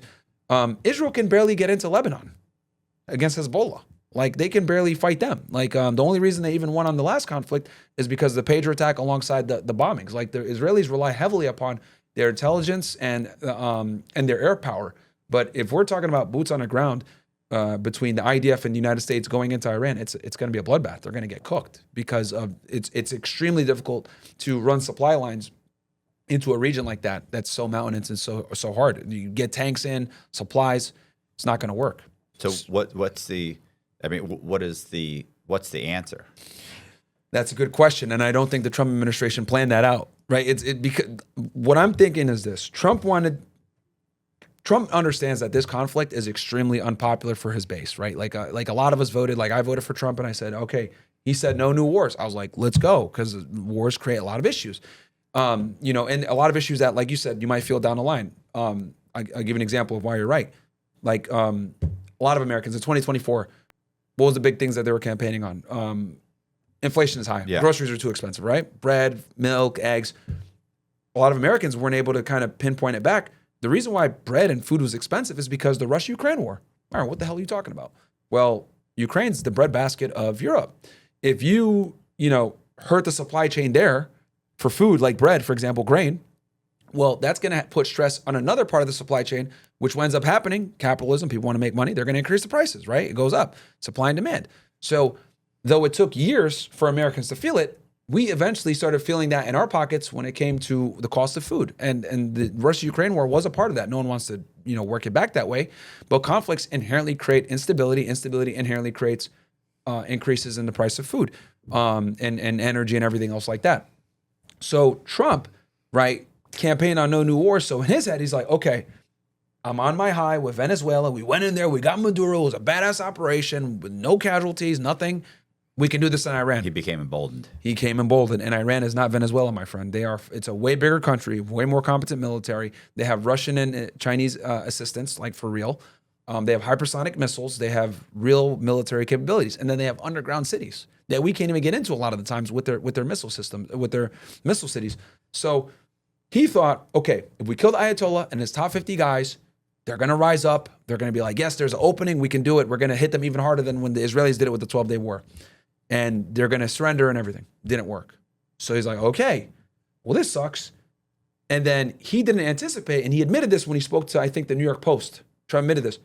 He didn't think they were going to attack the Gulf countries so hard. So what Iran did, their strategy is this. And it's very important to understand, because I know I'm going to have some idiots comment, like, we're destroying them. We're bombing them into an oblivion. That is true. Let me be very clear about this. Americans' firepower is unstoppable. We are the best military in the world. No one can touch us in many different ways. They're basically their Navy's gone. Right? Yeah. But here's the thing. It was never their Navy that was the threat. It was their ballistic missile program. Right. Now the Trump administration, notice how they're moving the goalposts? Like, we destroyed their Navy. Their Navy was never the issue, right? It was the ballistic missile program, which is precisely why you went in. And the reason why their ballistic missile program was an issue is because the Israelis found out from the 12-day war that Israel can touch them and they can really hurt them. Right. So the Israelis said, holy crap, we need to stop these guys. And the Israelis told the United States, and Marco Rubio slipped the other day admitting this, the Israelis were going to attack the Iranians no matter what.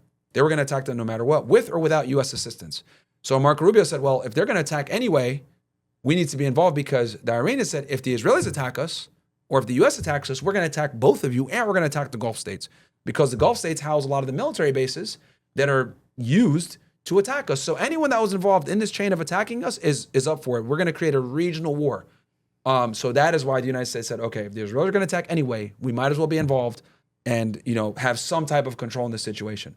I want to concede this, that the U.S. is absolutely decimating Iran from like a bombing / casualty level, air power superiority, fine. But that's not what the Iranians I was going to say, we bombed and absolutely devastated in Vietnam also. Yep, and Afghanistan. Yeah. And who's in power now? The Taliban. And we had boots on the ground. And you win every single battle and you still lost the war. Mm-hmm. So and it doesn't always work. And with the Iranians, they've been planning this. They've watched the United States and Israel destroy all of their neighbors. They've seen, they saw Saddam Hussein lose. They saw Gaddafi, whatever. And they saw that the U.S. relies heavily upon air power. So what did they do? Move all their military infrastructure underground, where even bunker busters a lot of the times have a difficult time destroying them. So they've been preparing for this, and they're going to have a war of attrition. They've mastered something called asymmetric warfare, and this is something actually that Qasem Soleimani mastered. This is why Trump killed him in 2020. because he was so dangerous to not just Israel, but to the United States and manufacturing asymmetric warfare. And asymmetric warfare is basically the Iranians understand that we're superior to them militarily and we can't stop that they can't stop us. So what they're doing is, okay, we're going to hurt them in pressure points. We're going to hurt them economically, politically, and make it where financially where they can no longer continue the war in this manner. And they're doing this already. What have they done? They've shut down the Strait of Hormuz. 20 to 30% of the world's oil goes through that little strait. Qatar shut down their natural gas production. That's 20% of the world's gas, right? That's created an enormous strain on Europe now, right? Now they have to rely on the Russians to get the gas. Well, they have a problem with Russia because Russia, Ukraine, they had them sanctioned. And Europe, Western Europe especially, their entire model of sanctioning Russia for their gas was based upon Qatari gas replacing it. Now they don't have that. The oil coming through, we're talking about $90 a barrel. As the time we're recording this, it's about $90, $95 for a barrel of oil. It was like 50 to 60 like last week.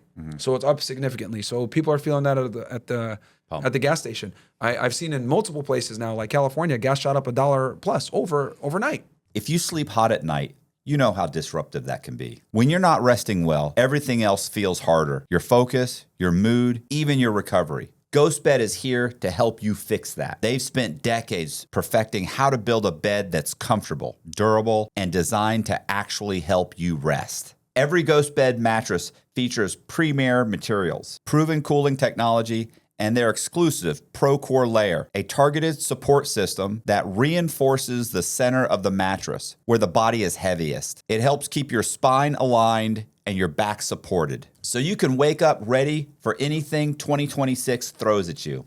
Each mattress comes with a 101 night sleep trial and a 20 to 25 year warranty, so you can try it risk-free, knowing it's built to last. Shipping is fast and free. Most orders arrive in 2 to 5 days. GhostBed has great prices to begin with, up to 50% off comparable brands. And Inside True Crime listeners can get an extra 10% off site-wide for a limited time. Just go to ghostbed.com/Cox and use promo code Cox at checkout. That's ghostbed.com/Cox, promo code Cox. Upgrade your sleep with GhostBed, the makers of the coolest bed in the world. Some exclusions apply. See site for details. Yeah, they're showing For a up gallon. like $6-7. Yeah. It's shot up. It's not like that in Florida. Yeah, not Florida, but it's going to catch up to us. And then also, so they shut down Strait of Hormuz. Gas and natural energy is taking a hit there, right? But isn't the United States, aren't we now escorting boats through Hormuz? So Trump said that, but haven't done it yet? no ship is going to take that up because they've already bombed a few of them and set them on fire, the Iranians, and no captain is going to sail through that because these aren't warships, these are like old freighters, right? That are very sensitive. So like, number one, no one's going to want to insure it, and then number two, no one's going to want to take that risk and lose the cargo because then the captain's on the hook for that, right? And then as far as like a naval escort, like they don't want to be within range of these ballistic missiles from the Iranians because you literally have to, because the Strait of Hormuz, like at the narrowest point, it's about 20 miles. That's well within a ballistic missile range. So like that's an enormous risk. That's why they had to move the armadas back. The destroyer armadas, they had to move them back to not be within striking distance of the ballistic missile. So I don't even know how he would be able to guarantee them across, safe passage across the strait. And then on top of that, they got mines on the seafloor, and the Strait of Hormuz is very shallow. So no ship is going to take that risk, a freighter ship. And right now there's about 200 of them just lined up, anchored down, and there has been none of the ships have been passing by. So energy stagnated. Then, we have the war of attrition with interceptors. The interceptor missiles that we use to shoot down their drones and their ballistic missiles are significantly more expensive than their drones. They're manufactured. And the other crazy part people need to understand is that Iranians manufacture everything in-house. They make all their own drones, all their own weapons. And they have many of these factories all across Iran, so they can keep doing it. And these interceptor missiles that we have, we already wasted 25% of them during the 12-day war. This is why Israel needed a ceasefire immediately to try to replenish. And I know Trump made a tweet or a Truth Social post saying that, like, we met with the defense contractors, we're going to quadruple. Even if they quadrupled it, it wouldn't matter. They would never have the amount of interceptors necessary to be able to stop the amount of missiles that these guys have, especially when they make them domestically. And then the third part, over a week, the Iranians have destroyed our capacity to project influence and power in the Gulf, in the Middle East. They destroyed all the bases pretty much in Bahrain, Qatar, the UAE. They've pretty much bombed the hell out of the bases. People had to evacuate. They bombed the embassies. And the worst part, they bombed the radars. We have some very sophisticated radars that I saw that are one, first lines, of defense. So billion-dollar radars, right? THAAD systems, 30% of them have been destroyed. So, can we maintain spending $1 billion a day and losing our equipment and our foothold in the Gulf? Now, here's the other problem. We're paying for this diplomatically. The Gulf states are like, hold on one second. We had these military bases here. You guys are supposed to protect us, guaranteed protection. We're getting attacked for having these bases here, and you guys aren't even doing what you're supposed to do. What the hell? And they had just invested a bunch of money into the United States. Trump was there in spring negotiating deals. So this is hurting us diplomatically as well. We've already seen like Qatari billionaires, a big UAE billionaire who's like, responsible for a lot of the infrastructure and the construction. He's like, who are you to get us involved in this war? And the crazy part is like the Iranians warned the Gulf, they warned Israel, they warned the United States.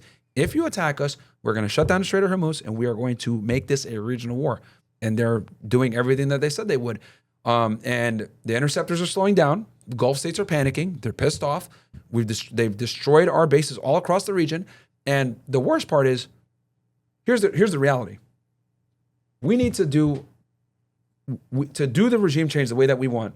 We're going to need to get boots on the ground. To get boots on the ground, we're going to have to traverse the mountains. Those mountains are going to be fortified by their military. They're going to be able to. It's going to be a bloodbath. Very difficult to do that. We're going to have to get all the way to Tehran, right?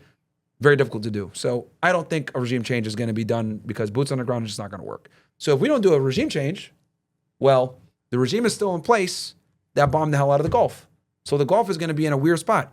Do we allow the United States to stay in this area and risk getting bombed again and losing all of our infrastructure and our tourism and our safety again after building up? Because the Gulf right now, they're trying to acquiesce to the West. They're trying to, bring tourism. They're trying to bring people there. They want to bring investors. They want to bring expatriates. So are we going to allow the United States to stay here and, lose a lot of the economic benefit that we've had? Or are we going to say, you know what, look, we had great business with you guys before, but we're going to limit your influence in the region with your military bases. You guys, we still work with you diplomatically, but we're not going to let you guys have military bases because it makes us a target. And then then they'll go to the Chinese or the Russians. The Chinese don't get into wars. And the Chinese have sophisticated military. And the Chinese get along with the Iranians. So would they just say, sorry guys, we'll work with you diplomatically, but you can't have military bases anymore? So like one of the biggest things that the United States has with the military is like our ability to project power all across the world. The Iranians have effectively hurt our presence in the Middle East. They bombed our bases, billions of dollars gone, and they've made us look really bad diplomatically to the Gulf states that hosted them there in the first place because we're not doing our job. We can't even protect them. A big Saudi Arabian analyst was complaining that we were putting more effort to protecting Israel than the Gulf states. And that's a big problem because this is unspoken, but in the Middle Eastern world, no one likes Israel, even the countries that are in the Abraham Accords. So they're doing all this business with the West, and they're seeing, we're the ones that they're investing in us and everything else like that, letting us have bases. Meanwhile, we're putting all our resources into protecting Israel. That doesn't rub them the right way. So they're like, why the fuck are we even taking all these risks, all these bombs, losing all this infrastructure? We don't need these guys. Like we'll go to the Chinese or the Russians for protection now. So there's many different issues here. I'm sure the Russians can do much at this point. True. But the Ukraine war is winding down. But I would say the Chinese. But okay. But they did make calls to Moscow with the energy, right? Right. And they did make So we're just in a very bad place politically, economically, militarily to effectuate the regime change. I don't want more soldiers dying. We've already lost 6. And was this war necessary? I don't think so. This war serves zero strategic benefit for the United States. I've debated many Zionists on this. I ask them all the time, give me one benefit the United States gets from this. They can't name anything. It's all strategic benefit for Israel. It's really not for us. So, I just see so many different issues between the Strait of Hormuz being closed down and energy prices shooting up. The loss of diplomacy with the Gulf states, us probably not being able to return to the region, losing billions upon billions of dollars in military infrastructure. For what, dude? Like, it's completely unnecessary. So what's the end game? Where does it end up? Depending on what Trump does. Because if you're saying, that like if they don't put boots on the ground, then it becomes some kind of a stalemate and They signed some kind of a peace agreement, which Iran won't live up to. You know, well, they already rebuild. I think on like day 3 of the war, or whatever. Trump had tried to get Italians. He had tried to kind of go through back channels have the Italians like kind of try to mediate something, and the Iranians said, no, we're not negotiating at all. We don't want to talk to the United States. No negotiation, no nothing, because in their eyes, they're looking at this, and this is another important thing too that the American public needs to understand. For us, this was an optional war. For them, this is an existential war. Right. This is do or die for them. For us, it's like like let's beat them up a little bit, show our air power or whatever. For them, it's like no, this is it, right? So the stakes are way higher for them. This comes back literally to like the Russia-Ukraine conflict, right? The Russians want Ukraine way more than we want to be involved, right? The Iranians want to exist way more than we want to bomb them. So they're not going to give up. And Trump put out this stupid thing of like, unconditional surrender, blah, blah, blah. These guys have survived decades of sanctions, all being bombed already. They're hardened. They're not going to surrender. They got underground cities. This is what they've been preparing for decades. Ever since Saddam Hussein got put out of power, they learned we need to have underground cities and we need to be able to maintain a long-term war and just bleed out the United States financially and politically. And then they know that Trump has a midterm this year. They know that this war is very unpopular. I'm sure they're very in tune with the so they know the longer that they can make it happen and the more that they can like keep the Strait of Hormuz closed and then Qatar's LNG shut down, the better it is for them. So it's just, I don't see a political off. To answer your question, do I see a political off-ramp here? Yeah, but Trump would have to, he has too much of an ego. He would have to like pull out and be like, all right, we mission complete. We killed Ayatollah, blah, blah, blah. But dude, we all know that it was about a regime change. So I just don't see any political off-ramp here where Trump would be able to save face for his ego. So like he's going to have to, and this is why like they ask him at the White House, him and Hegseth, are boots on the ground still in the question? It's not off the table. That's scary. For anyone that's in the service, that's scary. They're basically telling you that you're going to have to go. Even if it is off the table, they have to say that as a part of negotiations. They have to make it seem like it's possible. Yeah, it's possible. Yeah. But the fact that they would even entertain that after Iraq, like seriously, like you know what I mean? Like this is a way more competent military with worse terrain. It's not flat like Iraq was in many places. No, I think that they'd be better off putting more emphasis into Venezuela than doing what they're doing now. Like why not just go, if you're going to go in anywhere, go into Venezuela. It's a much more controllable environment. It's much closer, costs almost nothing. But it's not about the oil. It's about making Israel the hegemony. And that's the problem. Like, and this is what when I say like because I've been like I'm very critical of Israel. And this is a perfect example of what I mean when I say that Israel drags us into wars, because Israel is going to attack them no matter what, because Israel's chief problem is the ballistic missiles. Now, those ballistic missiles can't touch us. So Trump and his administration had to come up with some type of excuse that they can use to justify an invasion, and they use the nuclear weapons. Yeah, I was going to say, it's the weapons of mass destruction and going into Iraq. And this is the crazy part about that. Like anyone that like pays attention is like, okay, Trump said back in June, Operation Midnight Hammer was a success, and we pushed them back years. So which one is it? I thought you destroyed their nuclear program. Now we're going back in for their nuclear program. What's going on here? So did you lie then, or are you lying now? Right. But they needed to manufacture some type of story to justify this invasion. And they're using a nuclear weapon angle. But the real reason we're going in... It's not really an invasion yet, but yeah, you could say invasion. This attack. But the real reason we're going is because of ballistic missiles. That's the real reason. And the Israelis... definitely, that's the number one reason the Israelis are going. We can't find them, and we can't pinpoint them because you're saying they're hidden all over the place. Okay. The country's literally I think 4 times the size of Iraq. It's like 3 Californias, all of Western Europe. It's huge, and there's hundreds of these missile cities. There's hundreds of these launchers all over the place. Like the country's massive, and it's all over the place. So it's like it's going to be extremely difficult. And then people are saying now, well, we've lowered their ability down to 90% of the missiles are done. Yeah, they're obviously saving. I don't really know that though. And how do you really know that? Like, if you don't really know where they all are, how are you really? That's what they're telling the American public to make them feel better. But but also they're lowering it down because they know that this is going to be a long-term war. And even if you did destroy the launchers, they have missiles that can come out the sand, dude. Right. Like they don't even need launchers for them. So it's like, and these are all over the country. So yeah, I don't know. This is a very bad war. I don't like it. I don't want more American bloodshed. We all saw Iraq. I thought we'd learn from that, but we clearly didn't. Because Iraq was the same exact thing. The number one guy that was in Washington D.C. was Benjamin Netanyahu, I'll never forget, famously, 2002, if we take out Saddam, it'll have positive reverberations all across the region. What has it done? It's created more instability. Iraq is still, a shithole, still unstable. The Middle East, like regime change wars just don't work. Like it just doesn't work. And Iran is like one of the worst countries to try it with. We're talking about people that are, super religious.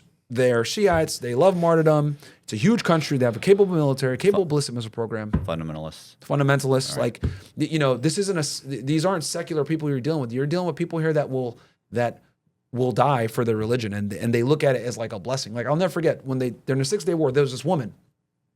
She was on the news broadcasting, right? And they bombed the location while she was broadcasting. She gets up and she walks away. Then she comes back. And she's like, the Zionist regime will never stop us. We will continue to go. And then she goes on another news station and does another broadcast after getting bombed. These people are crazy, right? Do we really want to send our sons and daughters over to deal with these people? The thing that kills me is like, there's no strategic benefit to this. Why are we doing this? It doesn't benefit us to fight these crazy people. It's not our business. Why does, and dumb it down to me, me, or for anyone listening, why does America care so much? Because he's saying to protect Israel. And that's what it boils down to. It's just protecting what's Israel. the big deal about Israel? So I don't pay attention to any you're politics. Cool. You're cool. I'll give you the politically correct version. The Zionist lobby has a lot of control in America, a lot of power, and a lot of influence, especially within our political structure. If you look at some of the big donors to Donald Trump on his last campaign, one of them was a woman named Miriam Adelson, wife of Sheldon Adelson, who passed away. Gambling tycoon, right? Casino tycoon. Billions upon billions of dollars, biggest donors in the Republican Party. She gave him like $100 million. And look, when people give you that kind of money, typically that money comes with with strings attached. And for her, she's very pro-Israel. She obviously, every pro-Israel Zionist a lot of times understand that Iran is like the big enemy for them. It's the country that's the biggest national security threat for them. So she's going to go ahead and donate money for her political interests and as many others. And they have an enormous amount of influence and power in D.C. And that is a big reason why we're seeing, the conflict going on in the Middle East. Because if you were to try to figure out what strategic benefit does it have for the United States, there's virtually none. But there's a lot of strategic benefits for Israel. Lots. You wanted to do Epstein?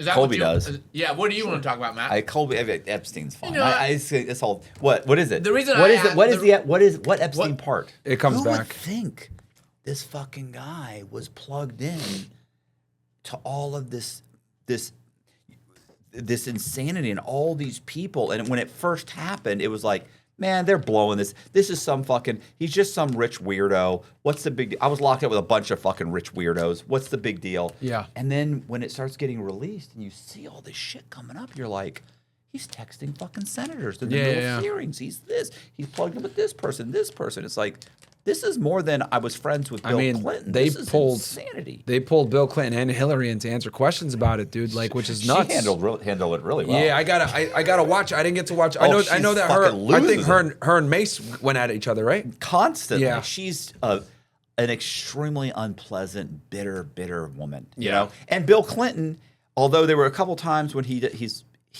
a weird guy where he's an old man. Yeah. But he's answering the question. He's lost a lot of his cognitive function. Holy crap, dude. But he's answering the He questions. used to be a sharp guy, but now it's like. Well, he answers the questions really well. The problem is, did you see the part where they were showing the photos? He's like, no, I didn't see that. It's like he's looking through his old high school yearbook. He's like flipping the pages. And he's smiling like, look, it's Jennifer. And they're flipping papers. And then his lawyer realizes what's happening. Yeah, because he had his lawyer with him. She grabs it and slides it. And he goes, and like an old man, too. He's like, wait a minute. He grabs it back and starts flipping the pages again. He's like looking down. It's like, what are you doing, bro? This is you with young girls sitting on your lap. And you like stop. Yeah. Like, you don't realize how inappropriate this is. Yeah. Yeah, especially without context. You know what I mean? Yeah. So it's like. I feel for old. I feel for you're right. Yeah, he's like senile probably by now and stuff. Because it's crazy because like me growing up, man. Because I was born in '90, so like I remember vividly like Bill Clinton in my childhood. Like he addressed the nation and he was like always well spoken and how he navigated the whole Monica Lewinsky thing. And to kind of see him like how he's degraded. I'm just like, oh my God. Like, cause like, he's like completely oblivious. Like I've seen videos of him like where he's just like walking like around like this, like doesn't know what's going on. In Secret Service, you can still tell like they're like what's going on and shit like that. Where's he going? And he has no idea what's going on. He's It's just kind of like, you know, Biden walking the Yeah. wrong way, and they're corralling him Yeah. with it while trying to be dignified. Yeah. And it's like, listen, one of my favorite videos though.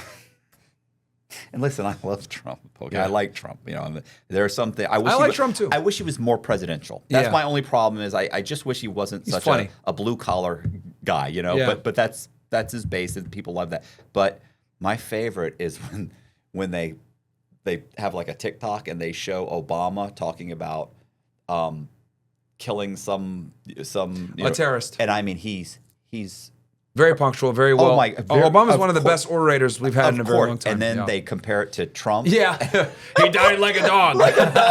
They went in the windows. You'd think they'd go in the door, but it's like, oh my God, please stop. Yeah, dude. Uzbabu Pudaga. I'm like, oh God. Yeah, it's like he's so politically incorrect, and it's hilarious. Like, cause like you look at, and I was literally talking about this on my show. Like, if you look at like the Mitt Romney and Barack Obama debate, right? Super professional, super posh, super nice.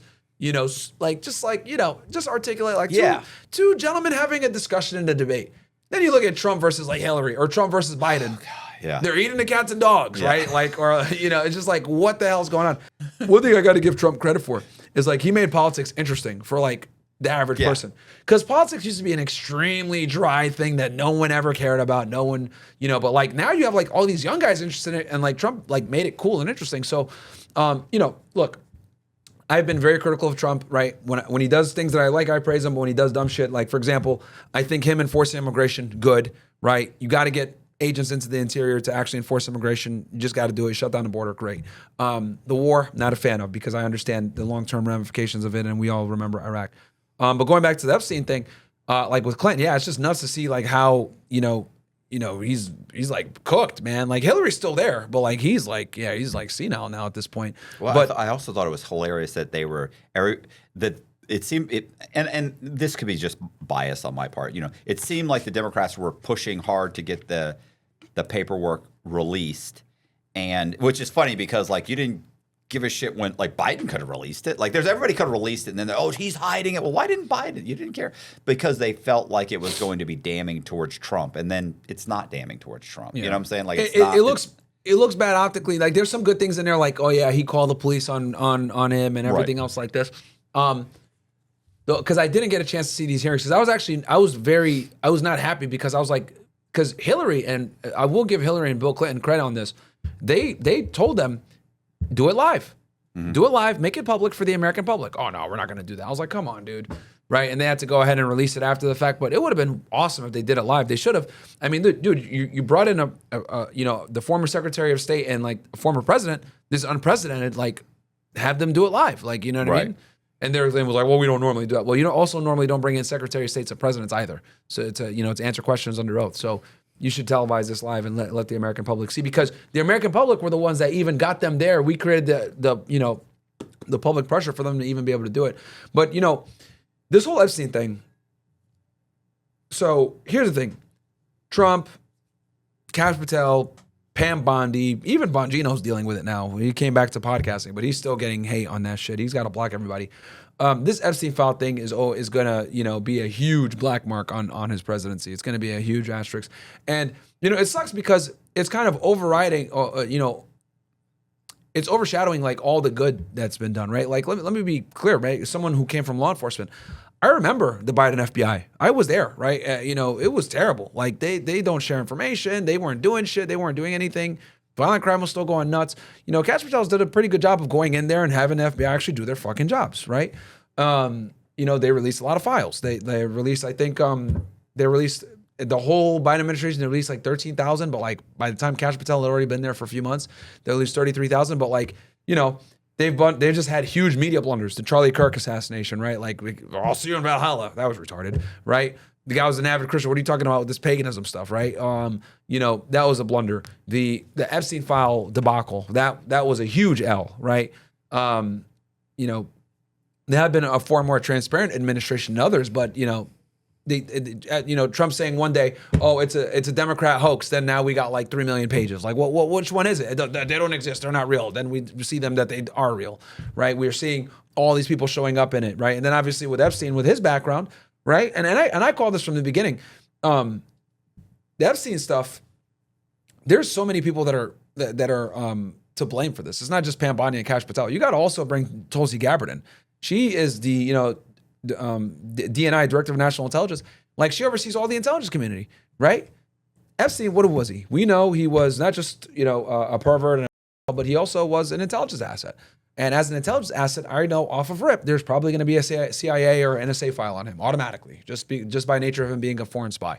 But they're not going to give that up. Like, I mean, do they have to under national security? They probably won't. We probably don't have everything. Because that could be saying specifically, like, no, we knew he was, or we didn't care but we knew he was obtaining information for us or working, to our benefit, creating these honeypots.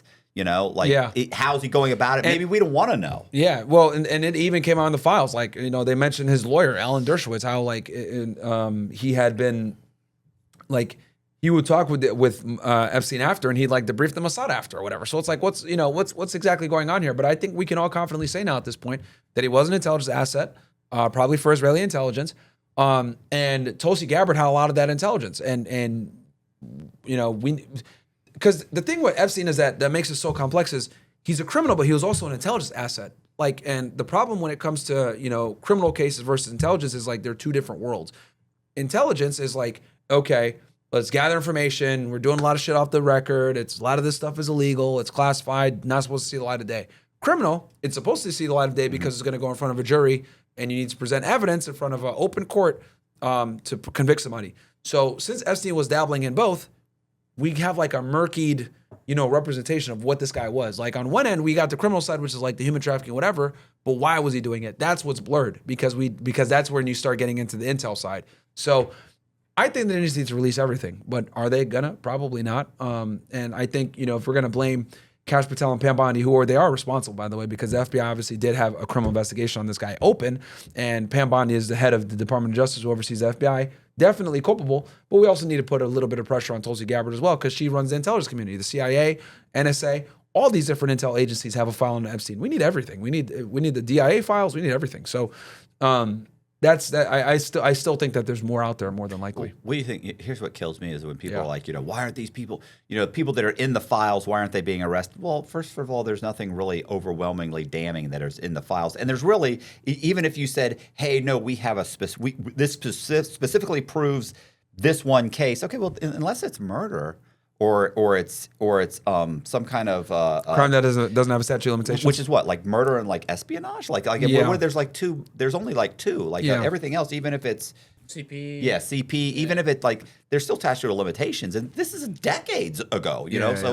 So I don't see what it's, because I see that all the time. Why aren't these people arrested? Bro, they're not going to arrest anybody. Nobody's getting arrested. Yeah, some of these people are dead, or they're old, or they're not even in the country anymore. Or the statute of limitations is up. Or they might have tried to open an investigation and didn't have enough evidence. Because, it's one thing to, another thing I'll say as well, and this from coming from the federal world, AUSAs are picky. AUSAs are not going to take every single case. ADAs, they want to win. Yeah, they want to win. And most United States attorneys' offices have like a 90% plus, success rate with prosecution. Like they get people to plead guilty. 97 point whatever. Right? Yeah, so they don't want to lose that and take a case that's like kind of iffy and lose a trial or not get a guilty plea. So, what and what you can prove beyond a reasonable doubt, especially in a federal court, are two different things. Well, especially pulling up something from 20 years ago that, and most of these cases are built on, they have wires, they have informants, they have like witnesses. We don't have any of this. We've got some paperwork from a bunch of people that are either deceased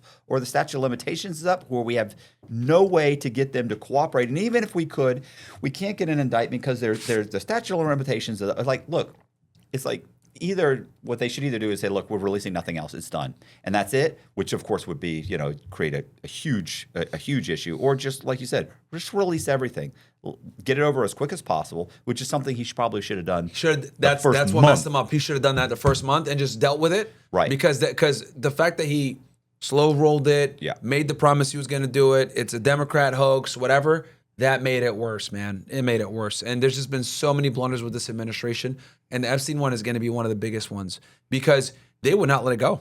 The base would not let it go. They kept complaining about it. They kept complaining about it. And they released it. And, and then the Democrats are having a field day. Because I remember CNN was talking about the Epstein. They would not let it go, dude. CNN especially. Like all the Democrat media, like the left-leaning media, they were not going to let it go. And this war, along with the Epstein files, everything else, dude, like... Hey, you guys, I appreciate you watching. Do me a favor, hit the subscribe button, hit the bell so you get notified of videos just like this. Also, we are going to leave all of Myron's links in the description box. You can go there, click on there, go and follow. We'll also leave the links for his books, which are, what was it? It's the first one is it's Amazon bestseller, in feminist theory category, which is hilarious. So it was #1 in dating, feminist theory, and also psychology. Like #1 bestseller, Amazon. And if you want to be a guest, we're going to leave the link to the website. You can go there, go to the Be a Guest page, fill out a quick form, real quick, leave a short video, and we'll get back with you as soon as possible. Thank you very much. See ya.